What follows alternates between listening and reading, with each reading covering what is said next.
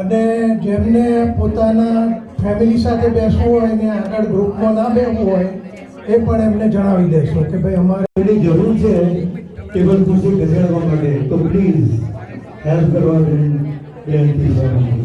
Thank you.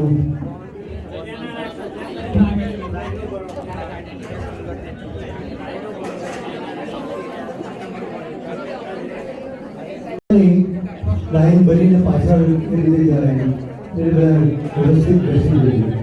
Thank you.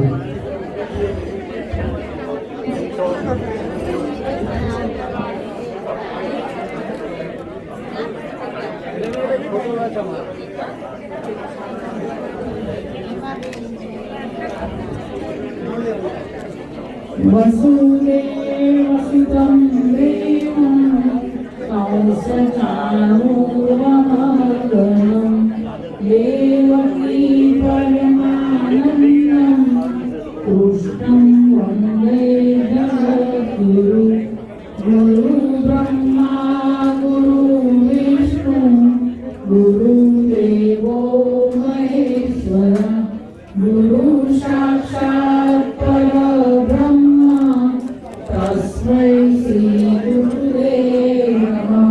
Happy mother's day.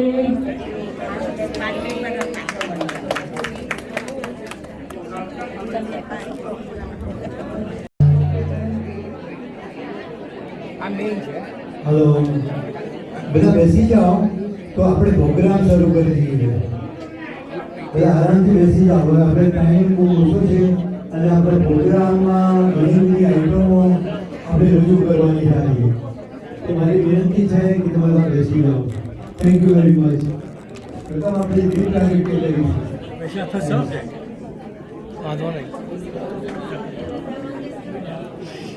દીપ પ્રાગટ્ય માટે જે વ્યક્તિઓને કહ્યું છે આવી જાઓ પ્લીઝ. કિરીટભાઈ, ભરતભાઈ, કલ્પતરાયભાઈ આવી જાઓ. Thank you. શુક્લાંબરધરં દેવં શશિવર્ણં ચતુર્ભુજં પ્રસન્નવદनं ધ્યાયેत् સર્વવિઘ્નોપશાन्तये. વક્રતુંડ મહાકાય સૂર્યકોટિસમપ્રભ નિર્વિઘ્नं કુરુ મે દેવ સર્વકાર્યેષુ સર્વદા. વસુદેવં સુतं દેવં કંસચાણૂરમર્દनं देवकी परमानन्दं कृष्णं वन्दे जगद्गुरु गुरु ब्रह्मा गुरु विष्णु गुरुदेवो महेश्वर गुरु साक्षात् परब्रह्म तस्मै श्री गुरुदेव नमः. जय श्री कृष्ण. जय सिया राम. हर हर महादेव की जय. Thank you.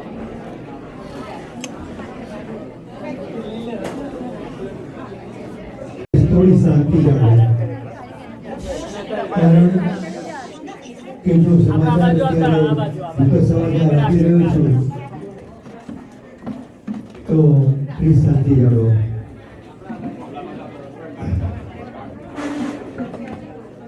આપણા યોગેશભાઈ શાહના માતુશ્રી મંજુલાબેન શાહ 89 વર્ષની ઉંમરે દેવલોક પામ્યા છે. અને બીજા દુઃખદ સમાચાર એ છે, બધાને ખબર છે એ પ્રમાણે પહેલગામમાં આતંકીઓએ હમણાંથી આપણા 26 વ્યક્તિઓને અવસાન થયા છે. તો આ બંને પ્રસંગે આ અંગે આપણે શોક પ્રગટ કરતા 1 મિનિટનું મૌન જાળવીશું. Thank you.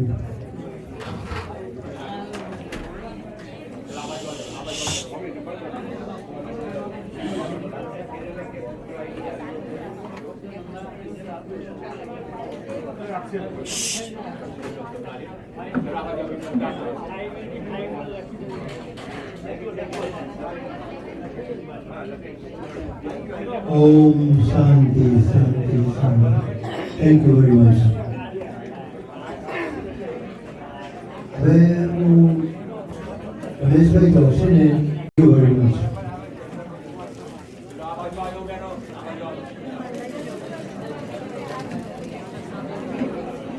Virendrabhai Record.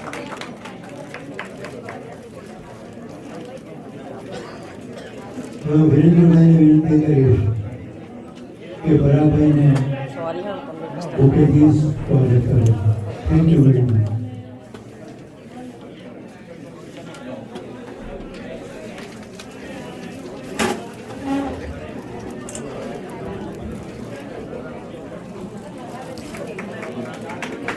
Thank you. Thank you. હવે હું રમેશભાઈ ચૌધરીને વિનંતી કરીશ કે ભરાભાઈનું થોડું ઇન્ટ્રોડક્શન આપે. Thank you. જય શ્રી કૃષ્ણ. જય શ્રી રામ. જય શ્રી રામ. જય હનુમાનજી. સ્વામિનારાયણ ભગવાન કી. આપણે આજે ડૉક્ટર પરાગભાઈ જોશી મોટેભાગે આપણા સીતાપુરી બધા જાણે છે અમને one of the best cardiologists in Illinois. આપણે એનું સ્વાગત કરીએ છીએ આજે. ખૂબ જ નિષ્ણાત ડૉક્ટર છે, પોતે શિકાગો કાર્ડિયોલોજી ઇન્સ્ટિટ્યૂટ ચલાવે છે અને આપણા કોમ્યુનિટી ખૂબ જ સારી વ્યવસ્થા કરે છે. તો એમને વિનંતી કરું આજનું પ્રેઝન્ટેશન હાર્ટ અને સ્ટ્રોક ઉપર આપશે. બરાબર? તો બધા શાંતિથી સાંભળજો. એનું પ્રેઝન્ટેશન થઈ ગયા પછી તમને કોઈ પણ ક્વેશ્ચન હોય, જનરલ ક્વેશ્ચન, તમે એને પૂછી શકો છો. અને કંઈ પણ ક્વેશ્ચન હોય તમે પૂછો અને એ તમને તમારા કાર્ડ પર આપશે. જરૂર હોય તો તમે એને ડાયરેક્ટ પણ કોન્ટેક્ટ કરી શકશો. તો પ્રાંતભાઈ વિનંતી કરું કે એમની પ્રવૃત્તિ શરૂ કરે. અહીંયા મને બોલાવ્યો અને મને અહીંયા તમને બધાને થોડુંક નોલેજ, થોડુંક જ્ઞાન આપી શકું એની મને જે ઓપોર્ચ્યુનિટી આપી છે એના માટે હું તમારો બધાનો આભાર માનું છું.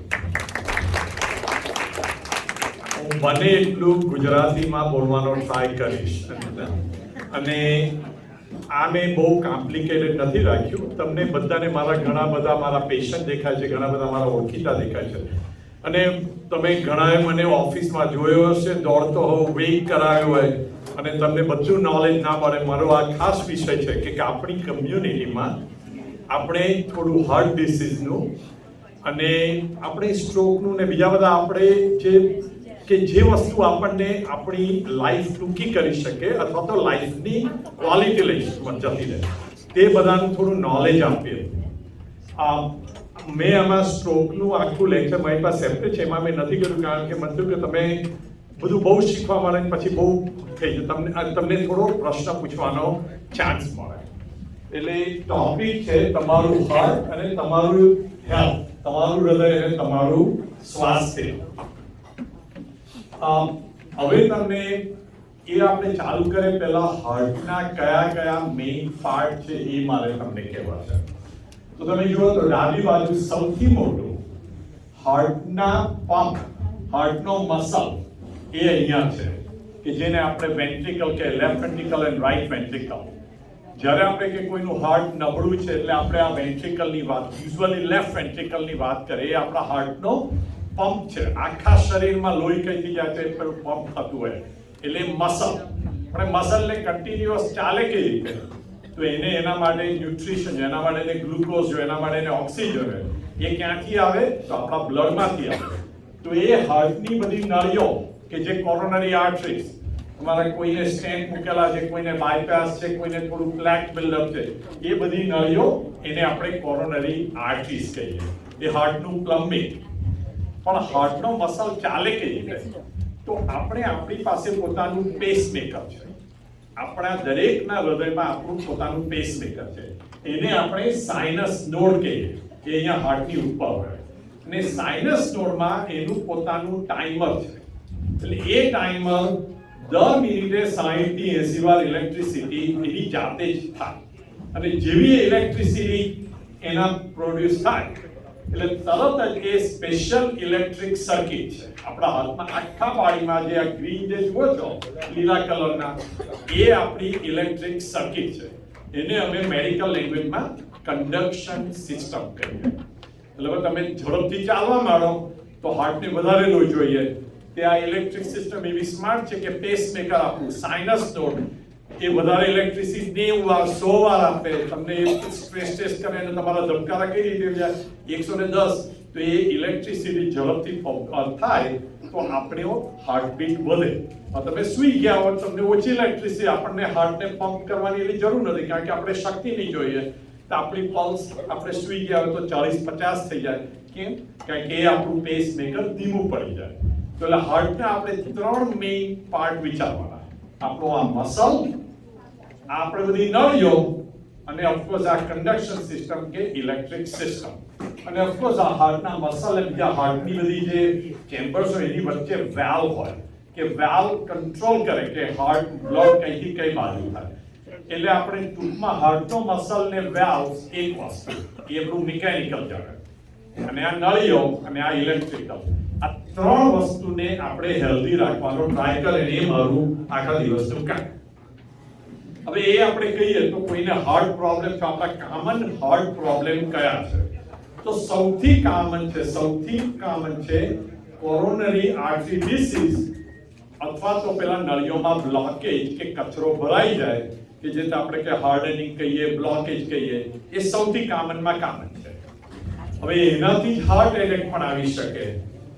ઘણા લોકોને હાર્ટના વાલ્વના પ્રોબ્લેમ હોય. તમે હાર્ટના વાલ્વને એવું ગણવાનું કે એક બારણું છે. હવે એ બારણું તમે મિનિટમાં 60 થી 80 વાર ખુલે ને બંધ થાય તો તમે તમારી માના શરીરમાં હો જન્મ્યા પહેલા ત્યાંથી ચાલે છે તો તમે એ ડોર મિનિટના 60 થી 80 વાર કન્ટિન્યુઅસ ખોલ બંધ થાય 25 વર્ષ 50 વર્ષ 75 વર્ષ એટલે ઘણી વાર બારણું બંધ નહીં થાય એટલે નેરોઈંગ થાય.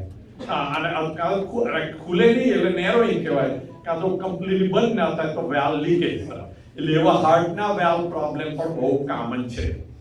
ત્રીજા ટાઈપના આપણે ખબર આપણે જે પેસમેકરની વાત કરી ઇલેક્ટ્રિક સિસ્ટમ એમાં એનું ટાઈમર હતું પણ આપણે જેમ આપણે ઉંમર થાય ને આર્થરાઇટિસ થાય ને બીજે બધે આપણે વેરેન્ટેલ આવે થોડું ઘસાય એવી ઇલેક્ટ્રિક સિસ્ટમ પણ ઘસાય તો એનાથી irregular heart rhythm slow heartbeat fast heartbeat એ બધા થાય એને રિધમ પ્રોબ્લેમ કે ઇરેગ્યુલર હાર્ટબીટ ફાસ્ટ હાર્ટબીટ એટલે ત્રીજી ટાઈપના. અને ચોથું હાર્ટ ફેલિયર. હાર્ટ ફેલિયર એવું એટલે અમે કામ એવું કહીએ એટલે સૌથી મોટો મારો મેસેજ હાર્ટ ફેલિયર કે કોઈને હું તમને તો CHF છે કન્જેસ્ટિવ હાર્ટ ફેલિયર એનું એટલે એવું નહીં વિચારવાનું કે તમારું હાર્ટ ફેલ થઈ ગયું. ઇટ જસ્ટ મીન્સ કે તમારા હાર્ટ એટલું લોહી પંપ નથી કરી શકતું જેટલું શરીરને જરૂર છે. એટલે તમને એવું કે ડાક્ટર કે તમારે તો કન્જેસ્ટિવ હાર્ટ ફેલિયર છે એવું ગભરાઈ નહીં જવાનું કે આજે ને આજે આપણને કંઈક કશું બહુ છે પણ એટલે એને બરાબર સંભાળ લેવાની જરૂર છે કારણ કે એને ના ટ્રીટ કરો તો જિંદગી ટૂંકી થઈ શકે. હવે હાર્ટ ફેલિયર થાય તો એ 2 ટાઈપના થાય. એક ટાઈપ એવો કે એમાં હાર્ટ વીક થઈ ગયું નબળું થઈ ગયું એટલે હાર્ટનો જે પંપ હોય એ એકદમ આમેલે સ્ટ્રોંગ પંપ ના કરે અને એ થોડો વીક પંપ કરે એ પણ થોડું પછી તમને બાદ. અને ઘણા લોકોને હાર્ટ સ્ટ્રોંગ હોય પંપ તો કરી શકે પણ રિલેક્સ ના થાય એટલે નોર્મલ હાર્ટ પમ્પિંગ હોય તો પણ હાર્ટ ફેલિયર થઈ શકે. એટલે આ 4 જાતના મેજર આપણે પ્રોબ્લેમ આપણે મારી પર હું યુઝ્યુઅલી ટ્રીટ કરતો હોઉં છું. સૌથી પહેલું મારે તમને બધાને કહેવું છે કે હાર્ટ એટેક થાય કે નહીં. 60% લોકો ને જે હાર્ટ એટેક થી ડ્રોપ ડેડ થઈ જાય એમને હાર્ટ એટેક ની 2 મિનિટ પહેલા ખબર નહોતી કે મને કશી તકલીફ છે. 40% એવા માણસો છે કે જેમને પહેલા કઈ તકલીફ થઈ હોય કે મહિનાથી ચેસ્ટ પેઇન હોય. 60% લોકો જે સડન ડેથ થાય છે સડનલી પડીને મરે એમને કોઈ સિમ્પટમ નહોતું. એવું કેમ થાય તો આપણે એ તમને સમજાવું. તો જો આ સૌથી પહેલું આપણે મૂક્યું છે કે નોર્મલ આર્ટરી. તો આર્ટરીમાં તમે આ નોર્મલ જુઓ તો જાણે એમાં 3 લેયર છે એમાં વચ્ચે એનો સ્નાયુ મસલ હોય.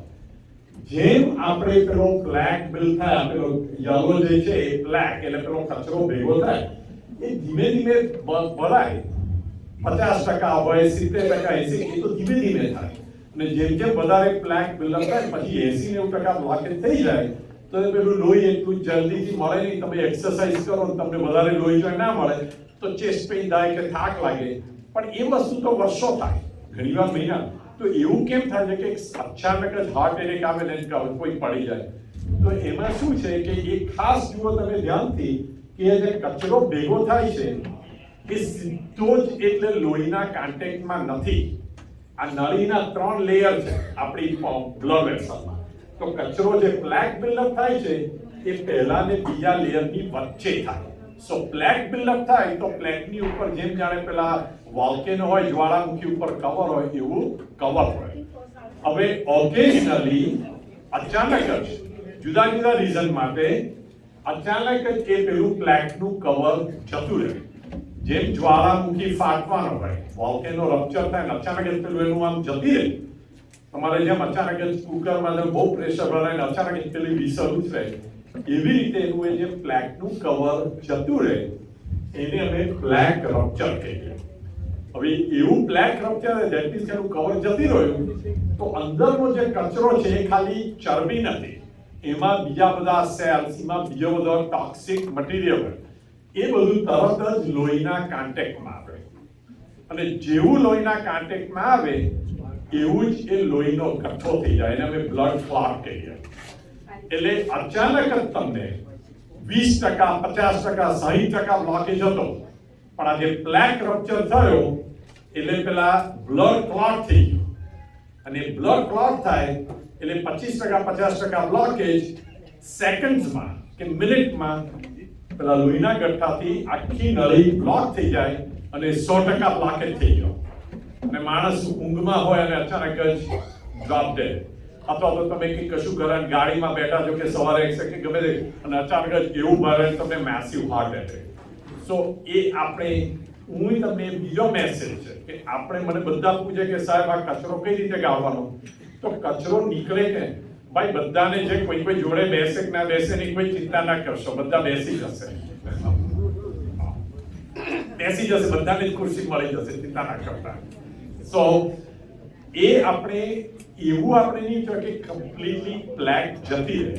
આપણે શું વિચારવાનું કે પ્લેક રપ્ચર કેમ ના થાય, એને ત્યાં આપણે બ્લડ પ્રેશર, કોલેસ્ટ્રોલ એ બધું એના માટે વધારે ઇમ્પોર્ટન્ટ છે. અને આ એક એક્ઝામ્પલ છે કે જ્યારે હાર્ટ એટેક આવે ત્યારે જો આ ઉપરની નળી છે, આ એક મારો પેશન્ટ હાર્ટ એટેક જોડે આવ્યો હતો, તમે જુઓ કે નળી કમ્પ્લીટલી બ્લોક કેમ થઈ ગઈ? એ માણસને કલાક પહેલા એ નળીમાં 50% બ્લોકેજ હશે, 70%, અને અચાનક જ કમ્પ્લીટલી બ્લોક થઈ ગઈ એટલે અચાનક એ હાર્ટના એ હિસ્સામાં બ્લડ આવતું બંધ થઈ ગયું. અને એ ના આવે એટલે એ હાર્ટનો મસલ તરત જ તમને જોરથી પેઇન આપે, ચિત્કારે કે બ્લડ આપો. કેટલું હાર્ટનું ડેમેજ થાય એ કઈ રીતે આપણે નક્કી કરે? તો તમારે એવી રીતે અમે કેમ હાર્ટ એટેક આવતો તરત દોડીએ છીએ, આપણે કેટલા હાર્ટનો મસલ ડેમેજ થાય એના માટે બહુ એક સિમ્પલ એક્ઝામ્પલ છે કે તમે તળાવમાં કાંકરો નાખો તો તમે જોશો કે પેલા પાણીમાં પેલા ચક્કર પેલા મોટા ને મોટા થાય. જેટલા ટાઈમ વધારે થાય એવા ચક્કર વધારે ને વધારે મોટા થાય. એટલે અમારી મેડિકલ ટેક્સ્ટબુકમાં અમને એ એક્ઝામ્પલ આપ્યું છે કે તમે જેટલું જલ્દી તમે કરો એ તમે એટલું ઓછો મસલ પરમેનન્ટલી ડેમેજ થયો. અને એટલે જ અમે કહીએ કે તમને કશું અચાનક હાર્ટનું પેઇન થયું તો એમાં તમારે એવું નથી કે બેસી રહો. તમે આવો, તમે રાતે 2 વાગે ઇમરજન્સીમાં આવો તો અમે લોકો 2 ને 2:15 અમે તમને સીધા કેફેમાં જઈને 2:30 વાગે તમારી આંખી એટલે ખોલે છે કે હાર્ટનો મસલ કમ્પ્લીટલી ડેમેજ ના થાય. ખ્યાલ આવ્યો છે બધાને? કોઈને ના ખ્યાલ આવે મને કહેજો કે ઊભા રહેશો.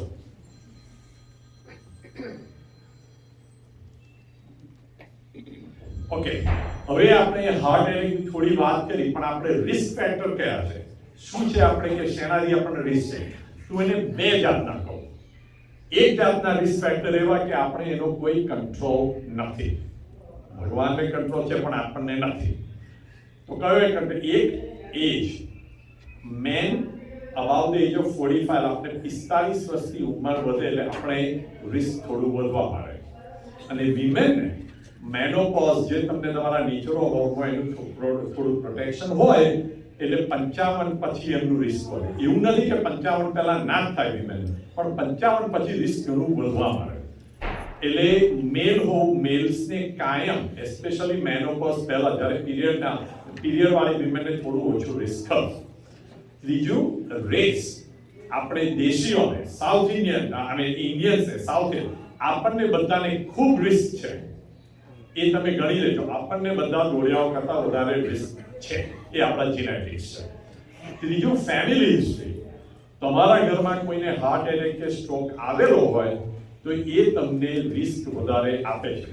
અને જો ઓછી ઉંમરે આવ્યું હોય, તમે કહો કે મારા ફાધરને તો 40 વર્ષે હાર્ટ એટેક આવ્યો છે, મારા કાકાને તો 45 વર્ષ, એ તમારું વધારે રિસ્ક. એટલે જેટલું આ યંગ એજમાં આવ્યું એ વધારે રિસ્ક. ત્રીજું, તમને બીજે કઈ ડિસીઝ હોય, તમને અહીંયા બ્લોકેજ હોય, કરાટીમાં બ્લોકેજ હોય કે પગમાં, તો બીજે કઈ હાર્ટમાં હોય, બીજી કઈ નળીમાં હોય તો હાર્ટમાં પણ થવાના ચાન્સીસ વધારે. એટલે આ બધા આપણે કંટ્રોલ કરી ના શકીએ. પણ આપણે એમ કે ભલે એ ના કંટ્રોલ, પણ આપણાથી શું કંટ્રોલ થઈ શકે? તો કંટ્રોલ થઈ શકે એવા રિસ્ક ફેક્ટરમાં કોલેસ્ટ્રોલ. એટલે જ હું બહુ જ બધા મારા પેશન્ટને લેક્ચર વગેરે તમારું કોલેસ્ટ્રોલ કંટ્રોલ કરવાનું. સ્મોકિંગ, કોઈ જાતની તમાકુની જરૂર નથી. સ્મોકિંગની એ જરૂર નથી અને પેલી જરદા ને આરએમડી એની પણ જરૂર નથી, રાઈટ? એનાથી મોઢાનું કેન્સર થાય.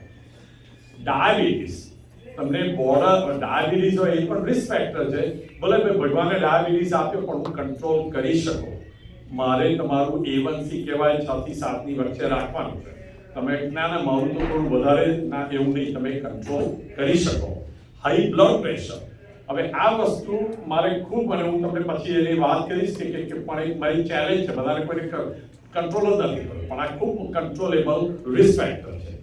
લેક ઓફ એક્સરસાઇઝ, અને આમાં હું ઘણો ટાઈમ સ્પેન્ડ કરવાનો છું. પછી થોડું વજન વધેલું હોય, 70% લોકો આ દેશમાં ઓવરવેઇટ છે.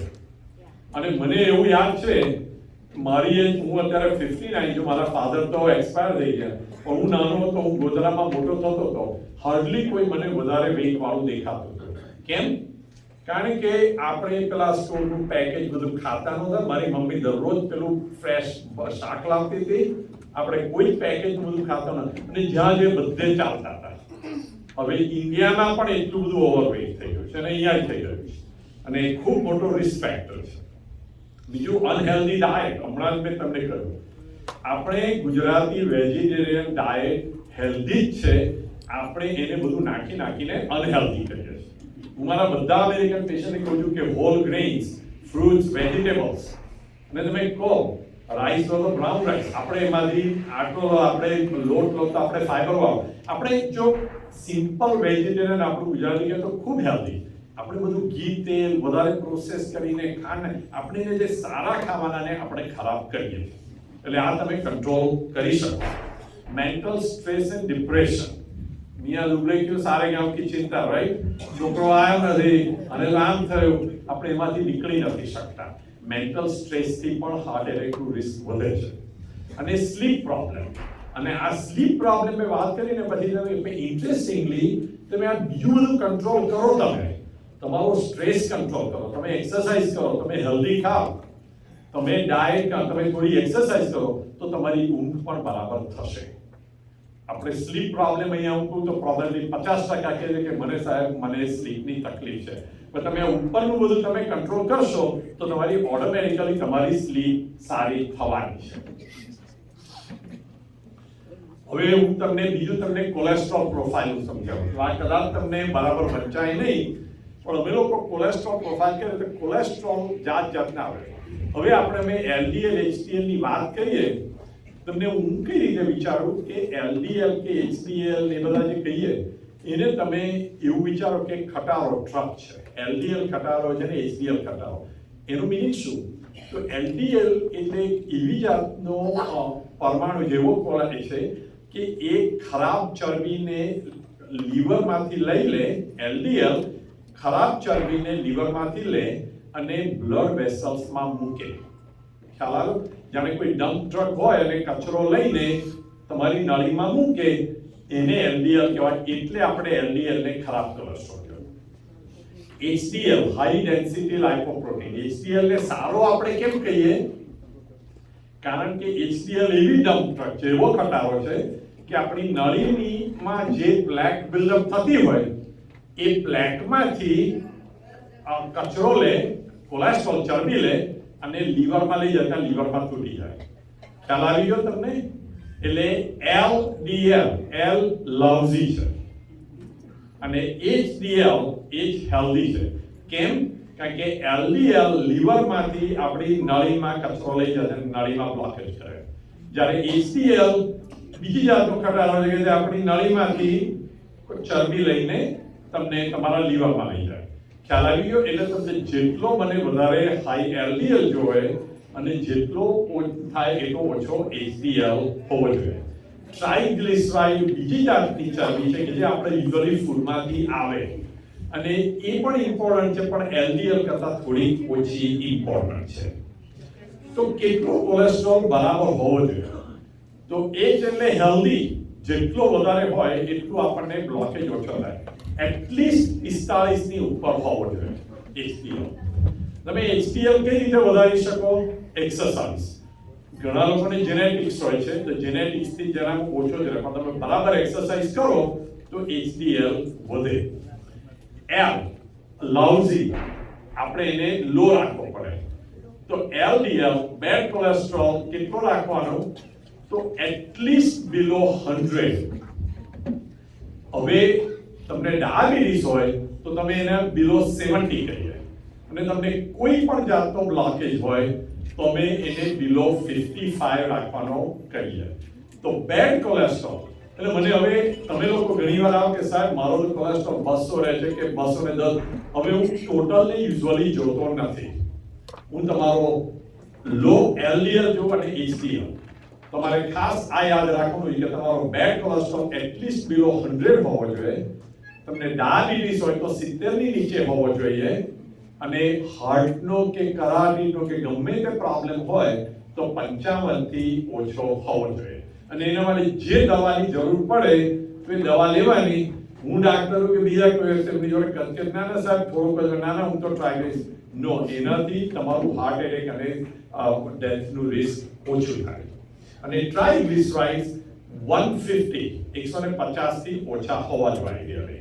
અને ટ્રાઇગ્લિસરાઇડ્સ ઓછા કરવા હોય તો હેલ્ધી ખાવાનું અને એક્સરસાઇઝ કરવાની. અને તમારું બહુ વધારે હોય, 200 થી વધારે હોય તો અમે લોકો યુઝ્યુઅલી દવા આપીએ છીએ. ડાયાબિટીસ, તો ડાયાબિટીસના આપણે કયા ટેસ્ટ ને શું નોર્મલ છે? તો નોર્મલી આપણી શુગર ફાસ્ટિંગ, રાઈટ, તમે ફાસ્ટિંગ એટલે 6 કલાક ના ખાવું હોય એ 99 થી ઓછી હોવી જોઈએ. હવે 99 ના હોય, ઇવન 100 પણ હોય તો એને પ્રી ડાયાબિટીસ કહીએ છીએ. 100 થઈ એટલે તમને રેડ લાઇટ ફ્લેશ થવા માંડી કે તમે અત્યારે કંટ્રોલની જરૂર છે, કારણ કે ડાયાબિટીસથી આખા શરીરની નળીઓમાં ડેમેજ ચાલુ થાય. ચાલો, એટલે થોડો પણ વધારે હોય તો એને ઇગ્નોર નહીં કરવાનો. અને 126 કે એનાથી ઉપર હોય તો એને અમે ડાયાબિટીસ કહીએ. બરાબર છે? એટલે આપણે 126 થી નીચે રાખવાનો આપણો ગોલ નથી, આપણે 99 થી ઓછી ગોલ રાખવાનો. હવે બીજું એ કે તમે ડાયાબિટીસ માટે એવું નથી કે તમે ખાલી ખાંડ ના ખાઓ, પણ ઇવન આપણે તમે રેગ્યુલર તમે પેલું જે ખાઓ કે તમે ભાત ખાઓ કે તમે લોટમાંથી બધો ફાઈબર કાઢી નાખો, એ બધાથી પણ તમારી શુગર વધે. તમે તમારો નાસ્તો ખાઓ કે એ બધા બધું આવતું નથી. જેટલું તમે આપણું વેજીટેરિયન ફૂડ ઓછું પ્રોસેસ કરશો એટલું તમને વધારે હેલ્ધી મળશે. તમે કોઈ પણ આપણા કઠોળ કે અનાજ બધું હેલ્ધી છે, આપણે એમાંથી બધા ફાઈબર કાઢી નાખીએ છીએ. આપણે ફ્રૂટ કે આપણે વેજીટેબલ તેના છોતરા કાઢી નાખીએ છીએ, જેટલા બને એના છોતરા રહેવા તો એમાં તમે ફાઈબર હોય. કાકડી ખાઓ તો કાકડીનું છોતરું કાઢવાની જરૂર નથી, એનું કંઈ એટલે એ બધું તમે વિચારશો, એ બધા ફાઈબરથી તમારી શુગર ઓછી રહેશે. હવે A1C શું છે? તો શું આપણે ગ્લુકોઝની વાત કરી કે 99 થી નીચે, પણ ગ્લુકોઝ તો આપણે તમે અત્યારે 99 ની નીચે હોય પણ તમે સહેજ ખાઓ એટલે 10-15 પોઈન્ટ વધી ગઈ. તો A1C શું છે? તો આપણે શુગર હોય ને, આપણે જે બ્લડમાં ગ્લુકોઝ હોય તે ગ્લુકોઝ થોડો હિમોગ્લોબિનને સ્ટિક થાય. હિમોગ્લોબિન શું છે? આપણા રેડ બ્લડ સેલ હોય, આપણા રક્તકણ જે કહીએ, એમાં જે પ્રોટીન કે એમાં જે મેઇન જે આપણે પ્રોટીન છે એને હિમોગ્લોબિન કહેવાય. હિમોગ્લોબિન કેમ છે આપણે? તો તો હિમોગ્લોબિન ઓક્સિજન અને કાર્બન ડાયોક્સાઇડની ટ્રક છે. આપણે બ્રીથ કરીએ અને આપણા ફેફસામાં ઓક્સિજન હિમોગ્લોબિનને સ્ટિક થાય, એટલે પછી આપણું લોહી આપણા આખા શરીરમાં જાય. તમે કસરત કરી, તમારા મસલ હિમોગ્લોબિનમાંથી ઓક્સિજન લે, અને ઓક્સિજન લઈ લે અને તમે કઈ કસરત કરી, તમારે કાર્બન ડાયોક્સાઇડ પેદા થયો, તો કાર્બન ડાયોક્સાઇડ પાછું હિમોગ્લોબિનને ચોંટે, અને એ હિમોગ્લોબિન ફરી પાછું આપણા લંગ્સમાં આવે, તો લંગ્સમાં એક કાર્બન ડાયોક્સાઇડ છૂટો પડે ને આપણે બ્રીથ આઉટ કરે. એટલે હિમોગ્લોબિનનો ગુણ શું છે? ઓક્સિજન અને કાર્બન ડાયોક્સાઇડને ટ્રાન્સપોર્ટ કરવાનો. જ્યારે એને ઓક્સિજન ચોંટે ત્યારે એ એકદમ રેડ લાલ હોય, એટલે આપણું આર્ટરીઝનું બ્લડ લાલ હોય. અને જ્યારે એને કાર્બન ડાયોક્સાઇડ ચોંટે ત્યારે એ થોડું ગ્રીનિશ થઈ જાય, એટલે તમે વેઇન જોજો કે વેઇનમાં વધારે કાર્બન ડાયોક્સાઇડ હોય એટલે આપણે વેઇન્સનું બ્લડ આપણને આ વેઇન્સ થોડી ગ્રીન લાગે. હવે આ ગ્લુકોઝનો શું ગુણ છે કે થોડો ગ્લુકોઝ હિમોગ્લોબિનને ચોંટે. તમારા લોહીમાં બ્લડ શુગર વધારે રહેતી હોય તો વધારે શુગર હિમોગ્લોબિનને ચોંટે. તો કેટલા % હિમોગ્લોબિનમાં ગ્લુકોઝ છે એને અમે A1C કહીએ. એટલે તમારા 100 ગ્રામ હિમોગ્લોબિનમાંથી 5 ગ્રામ હિમોગ્લોબિનમાં ઓક્સિજન ચોંટેલો હોય તો A1C 5%. તમારે ડાયાબિટીસ હોય, તમે બરાબર કંટ્રોલ ના કરો તો 10% હિમોગ્લોબિનને ચોંટેલું હોય તો અમે લોકો એને A1C 10% કહીએ. ખ્યાલ આવી ગયો? હવે બીજો શું ઇન્ટરેસ્ટિંગ છે કે હિમોગ્લોબિન લોહીમાં 3 મહિના રહે, અને 3 મહિના પછી એને પાછા આપણે એને તોડીએ અને આપણે એને ફરી પાછું રીમેન્યુફેક્ચર કરીએ. એટલે આપણે એ કેટલા % હિમોગ્લોબિનમાં ગ્લુકોઝ છે એ તમને લાસ્ટ 3 મંથ્સ, આ પાછલા 3 મહિનાની એવરેજ શુગર કેવી છે એનાથી એટલા માટે ખબર પડે, કારણ કે હિમોગ્લોબિનની લાઈફ 3 મહિના છે. બધાને હવે ખ્યાલ આવ્યો કે કેમ આપણે A1C માંગીએ છીએ? ઓકે, એટલે તમને ડાયાબિટીક હો તો તમારી શુગર લેવલ પર તમારા A1C તમારે જરૂરથી જાણવી જોઈએ. નોર્મલ 5 to 5.2 હોય અને 5.7 ની ઉપર હોય તો આપણે પ્રી ડાયાબિટીક કહીએ. ડાયાબિટીક્સને 6 to 7 ની વચ્ચે હોવી જોઈએ. આપણે 6 થી વધારે ડાયાબિટીકને એટલે નથી લાવતા કારણ કે બહુ ઓછી થઈ જાય તો એનાથી પણ એટલે તમને પેલા લો બ્લડ શુગર બધા તકલીફ, એટલે ડાયાબિટીક માટે A1C 6 થી 7 ની વચ્ચે હોવું જોઈએ. જેટલું વધારે રહે 7 થી એટલું તમારું હાર્ટ એટેક અને સ્ટ્રોકનું રિસ્ક વધ્યું. તમારે ડાયટની જરૂર અને તમારા ડોક્ટરને મેડિકેશનની જરૂર. ઓકે, કે ભાઈ તમે તમારું ડાયટ શુગર A1C 7 થી વધારે હોય અને તમને તમારા ડોક્ટર કહે કે ના બધી નજર રાખના કે સાહેબ તમે દવા ચેન્જ કરો. તમારે તો તમારો ડાયટ ચેન્જ કરવાનો છે પણ તમારા ડોક્ટરે પણ ચેન્જ કરવી જોઈએ. બ્લડ પ્રેશર નોર્મલ શું છે અને શું છે બ્લડ પ્રેશર? તો તમે હમણાં જ કહેતો કે હાર્ટ આમ જોવા જોઈએ તો કશું નથી પણ લોહીના માટેનો પંપ છે, બરાબર છે? હવે એ પંપ કરે તો પંપને પણ આપણે કહીએ કે ઘરમાં 5 હોર્સ પાવરની મોટર નાખી 2 હોર્સ પાવરની, એવી રીતે હાર્ટની પણ જે અમુક પ્રેશર કરવું પડે જનરેટ કરે. જ્યારે હાર્ટ પંપ કરે અને પછી થોડું રિલેક્સ થાય, જ્યારે પંપ કરે ત્યારે બ્લડ પ્રેશર ઊંચું જાય, એટલે એ અમે જોરથી પંપ કરે. એ પ્રેશરને આપણે સિસ્ટોલિક કહીએ અથવા તો ઉપરનું જે 120 130 ઉપરવાળું, બરાબર છે? અને નોર્મલ તમે જ્યારે એક્ટિવ કરતા હોય ત્યારે 120 કે એનાથી નીચું હોવું જોઈએ, અને એ આપણે સિસ્ટોલિક કહીએ. ડાયાસ્ટોલિક નીચેની વેલ્યુ શું છે? દરેક વખતે આપણે હાર્ટ પંપ કરે પછી તરત જ હાર્ટ રિલેક્સ થાય. પણ હાર્ટ રિલેક્સ થાય તો હાર્ટમાં તો પ્રેશર કમ્પ્લીટલી ઝીરો થઈ જાય વખતે, પણ આખા શરીરમાં પ્રેશર ઝીરો ના થવું જોઈએ. તો નળીઓમાં પ્રેશર તરત ઝીરો ના થાય, નળીઓમાં 70-80 જેટલું પ્રેશર તો પણ રહે. એટલે જે જ્યારે હાર્ટ રિલેક્સ થતું હોય ત્યારે જે નળીઓમાં પ્રેશર હોય એને આપણે ડાયાસ્ટોલિક પ્રેશર કહીએ, અને એ નીચેનું પ્રેશર, અને એ પણ બહુ ઊંચું ના હોવું જોઈએ, એટલે 80 થી નીચે રહેવું જોઈએ. હવે ઘણા લોકો મને કહે કે સર મારું તો ઓછું છે 50-60, તો યુઝ્યુઅલી એ નીચેવાળી વેલ્યુ બહુ ઓછી હોય એની ચિંતા નહીં કરવાની, પણ 80 થી ઉપર હોય તમારું નીચેવાળું તો પણ તમારું હાર્ટ એટેક અને સ્ટ્રોકનું રિસ્ક વધે. નોર્મલ એકદમ નોર્મલ 120 ને 80 ની નીચે. મારી પાસે ઘણા પેશન્ટ કે સાહેબ મારું તો ઓછું રહે છે, 100 રહે છે, 110, તો સારું. તમને એનાથી કોઈ તકલીફ ના પડતી હોય તો ઓછું પ્રેશર સારું. ઘોડાને તમે જેટલો વધારે ભગાવો એટલો ઘોડો વધારે થાકે. એટલે તમને ઓછા પ્રેશર જોડે પણ તમે ફંક્શન થતા હો, ધેટ મીન્સ કે તમારું હાર્ટ એફિશિયન્ટ છે, એની ચિંતા નહીં કરવાની. બરાબર છે? અમે લોકો અત્યારે એના જુદા જુદા સ્ટેજીસ કહીએ, પણ એટલું માનવાનું કે અત્યારે ગાઈડલાઇન્સ પ્રમાણે 130 થી 80 ની નીચે રહેવું જોઈએ. તમારું પ્રેશર 132 હોય અને હું એને ખાલી તમે દવા કરીને હું 127 125 કરી, તમે કહો કે સાહેબ 132 મારે કરવાની જરૂર નથી, મને 99% પેશન્ટ મારી જોડે આર્ગ્યુ કરે, પણ ઇવન બોર્ડર લાઈન પણ હોય એને તમે ડ્રોપ કરીને 130 ની નીચે લાવો તો તમારું હાર્ટ એટેક અને સ્ટ્રોકનું રિસ્ક 35 થી 40% ઓછું થાય. એટલે even border line blood pressure પણ આપણે એક્સેપ્ટ નથી કરવાનું. અને બીજું શું છે, બ્લડ પ્રેશરથી હાર્ટ એટેક અને સ્ટ્રોકનું તો ખરું રિસ્ક, પણ તમે એ વિચારો કે આપણું મગજ છે ને, મગજ એકદમ સોફ્ટ જેલી જેવું હોય, એને તમે જેટલું વધારે પ્રેશરથી એક્સપોઝ કરો એટલું એ મગજ શ્રિંક થાય, થોડું એના પર કંટ્રોલ ડેમેજ થાય, મગજ નાનું થવા મળે. એનાથી dementia, memory loss, mini stroke એ બધું. એટલે મોટો સ્ટ્રોક કોઈને ના આવે, સાહેબ મને તો કદી સ્ટ્રોક નથી આવ્યો, પણ તો પણ હાઈ પ્રેશર એનાથી મગજ પ્રોગ્રેસિવલી શ્રિંક થવા માંડે. અમે લોકો MRI કરીએ ને ત્યારે અમે જોઈએ કે સ્કલ આપણા બોન્સ બધા મોટા હોય પણ મગજ અંદર એકદમ નાનું થઈ ગયું. એટલે બ્લડ પ્રેશરની એ પણ ડેન્જરસ છે, એટલે કે એનાથી મેમરી લોસ, ડિમેન્શિયા એ બધું પણ વધારે થાય. એટલે બીજો મારો ખાસ મેસેજ છે કે તમારું પ્રેશર બોર્ડર લાઈન પણ ઊંચું ના હોવું જોઈએ.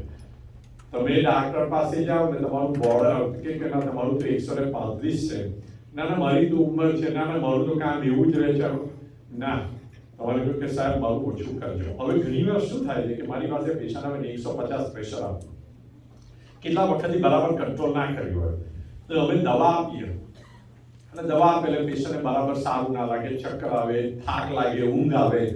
એટલે શું થાય કે દવાની આડઅસર, એક ના મને તો આ દવાની સાઈડ ઇફેક્ટ મને આ નથી જતી, મારે તો એલર્જી, મારે તો બીજી દવા લેવા, તમે બીજી આપો, બીજી નહીં આપે. આ શું થઈ રહ્યું છે?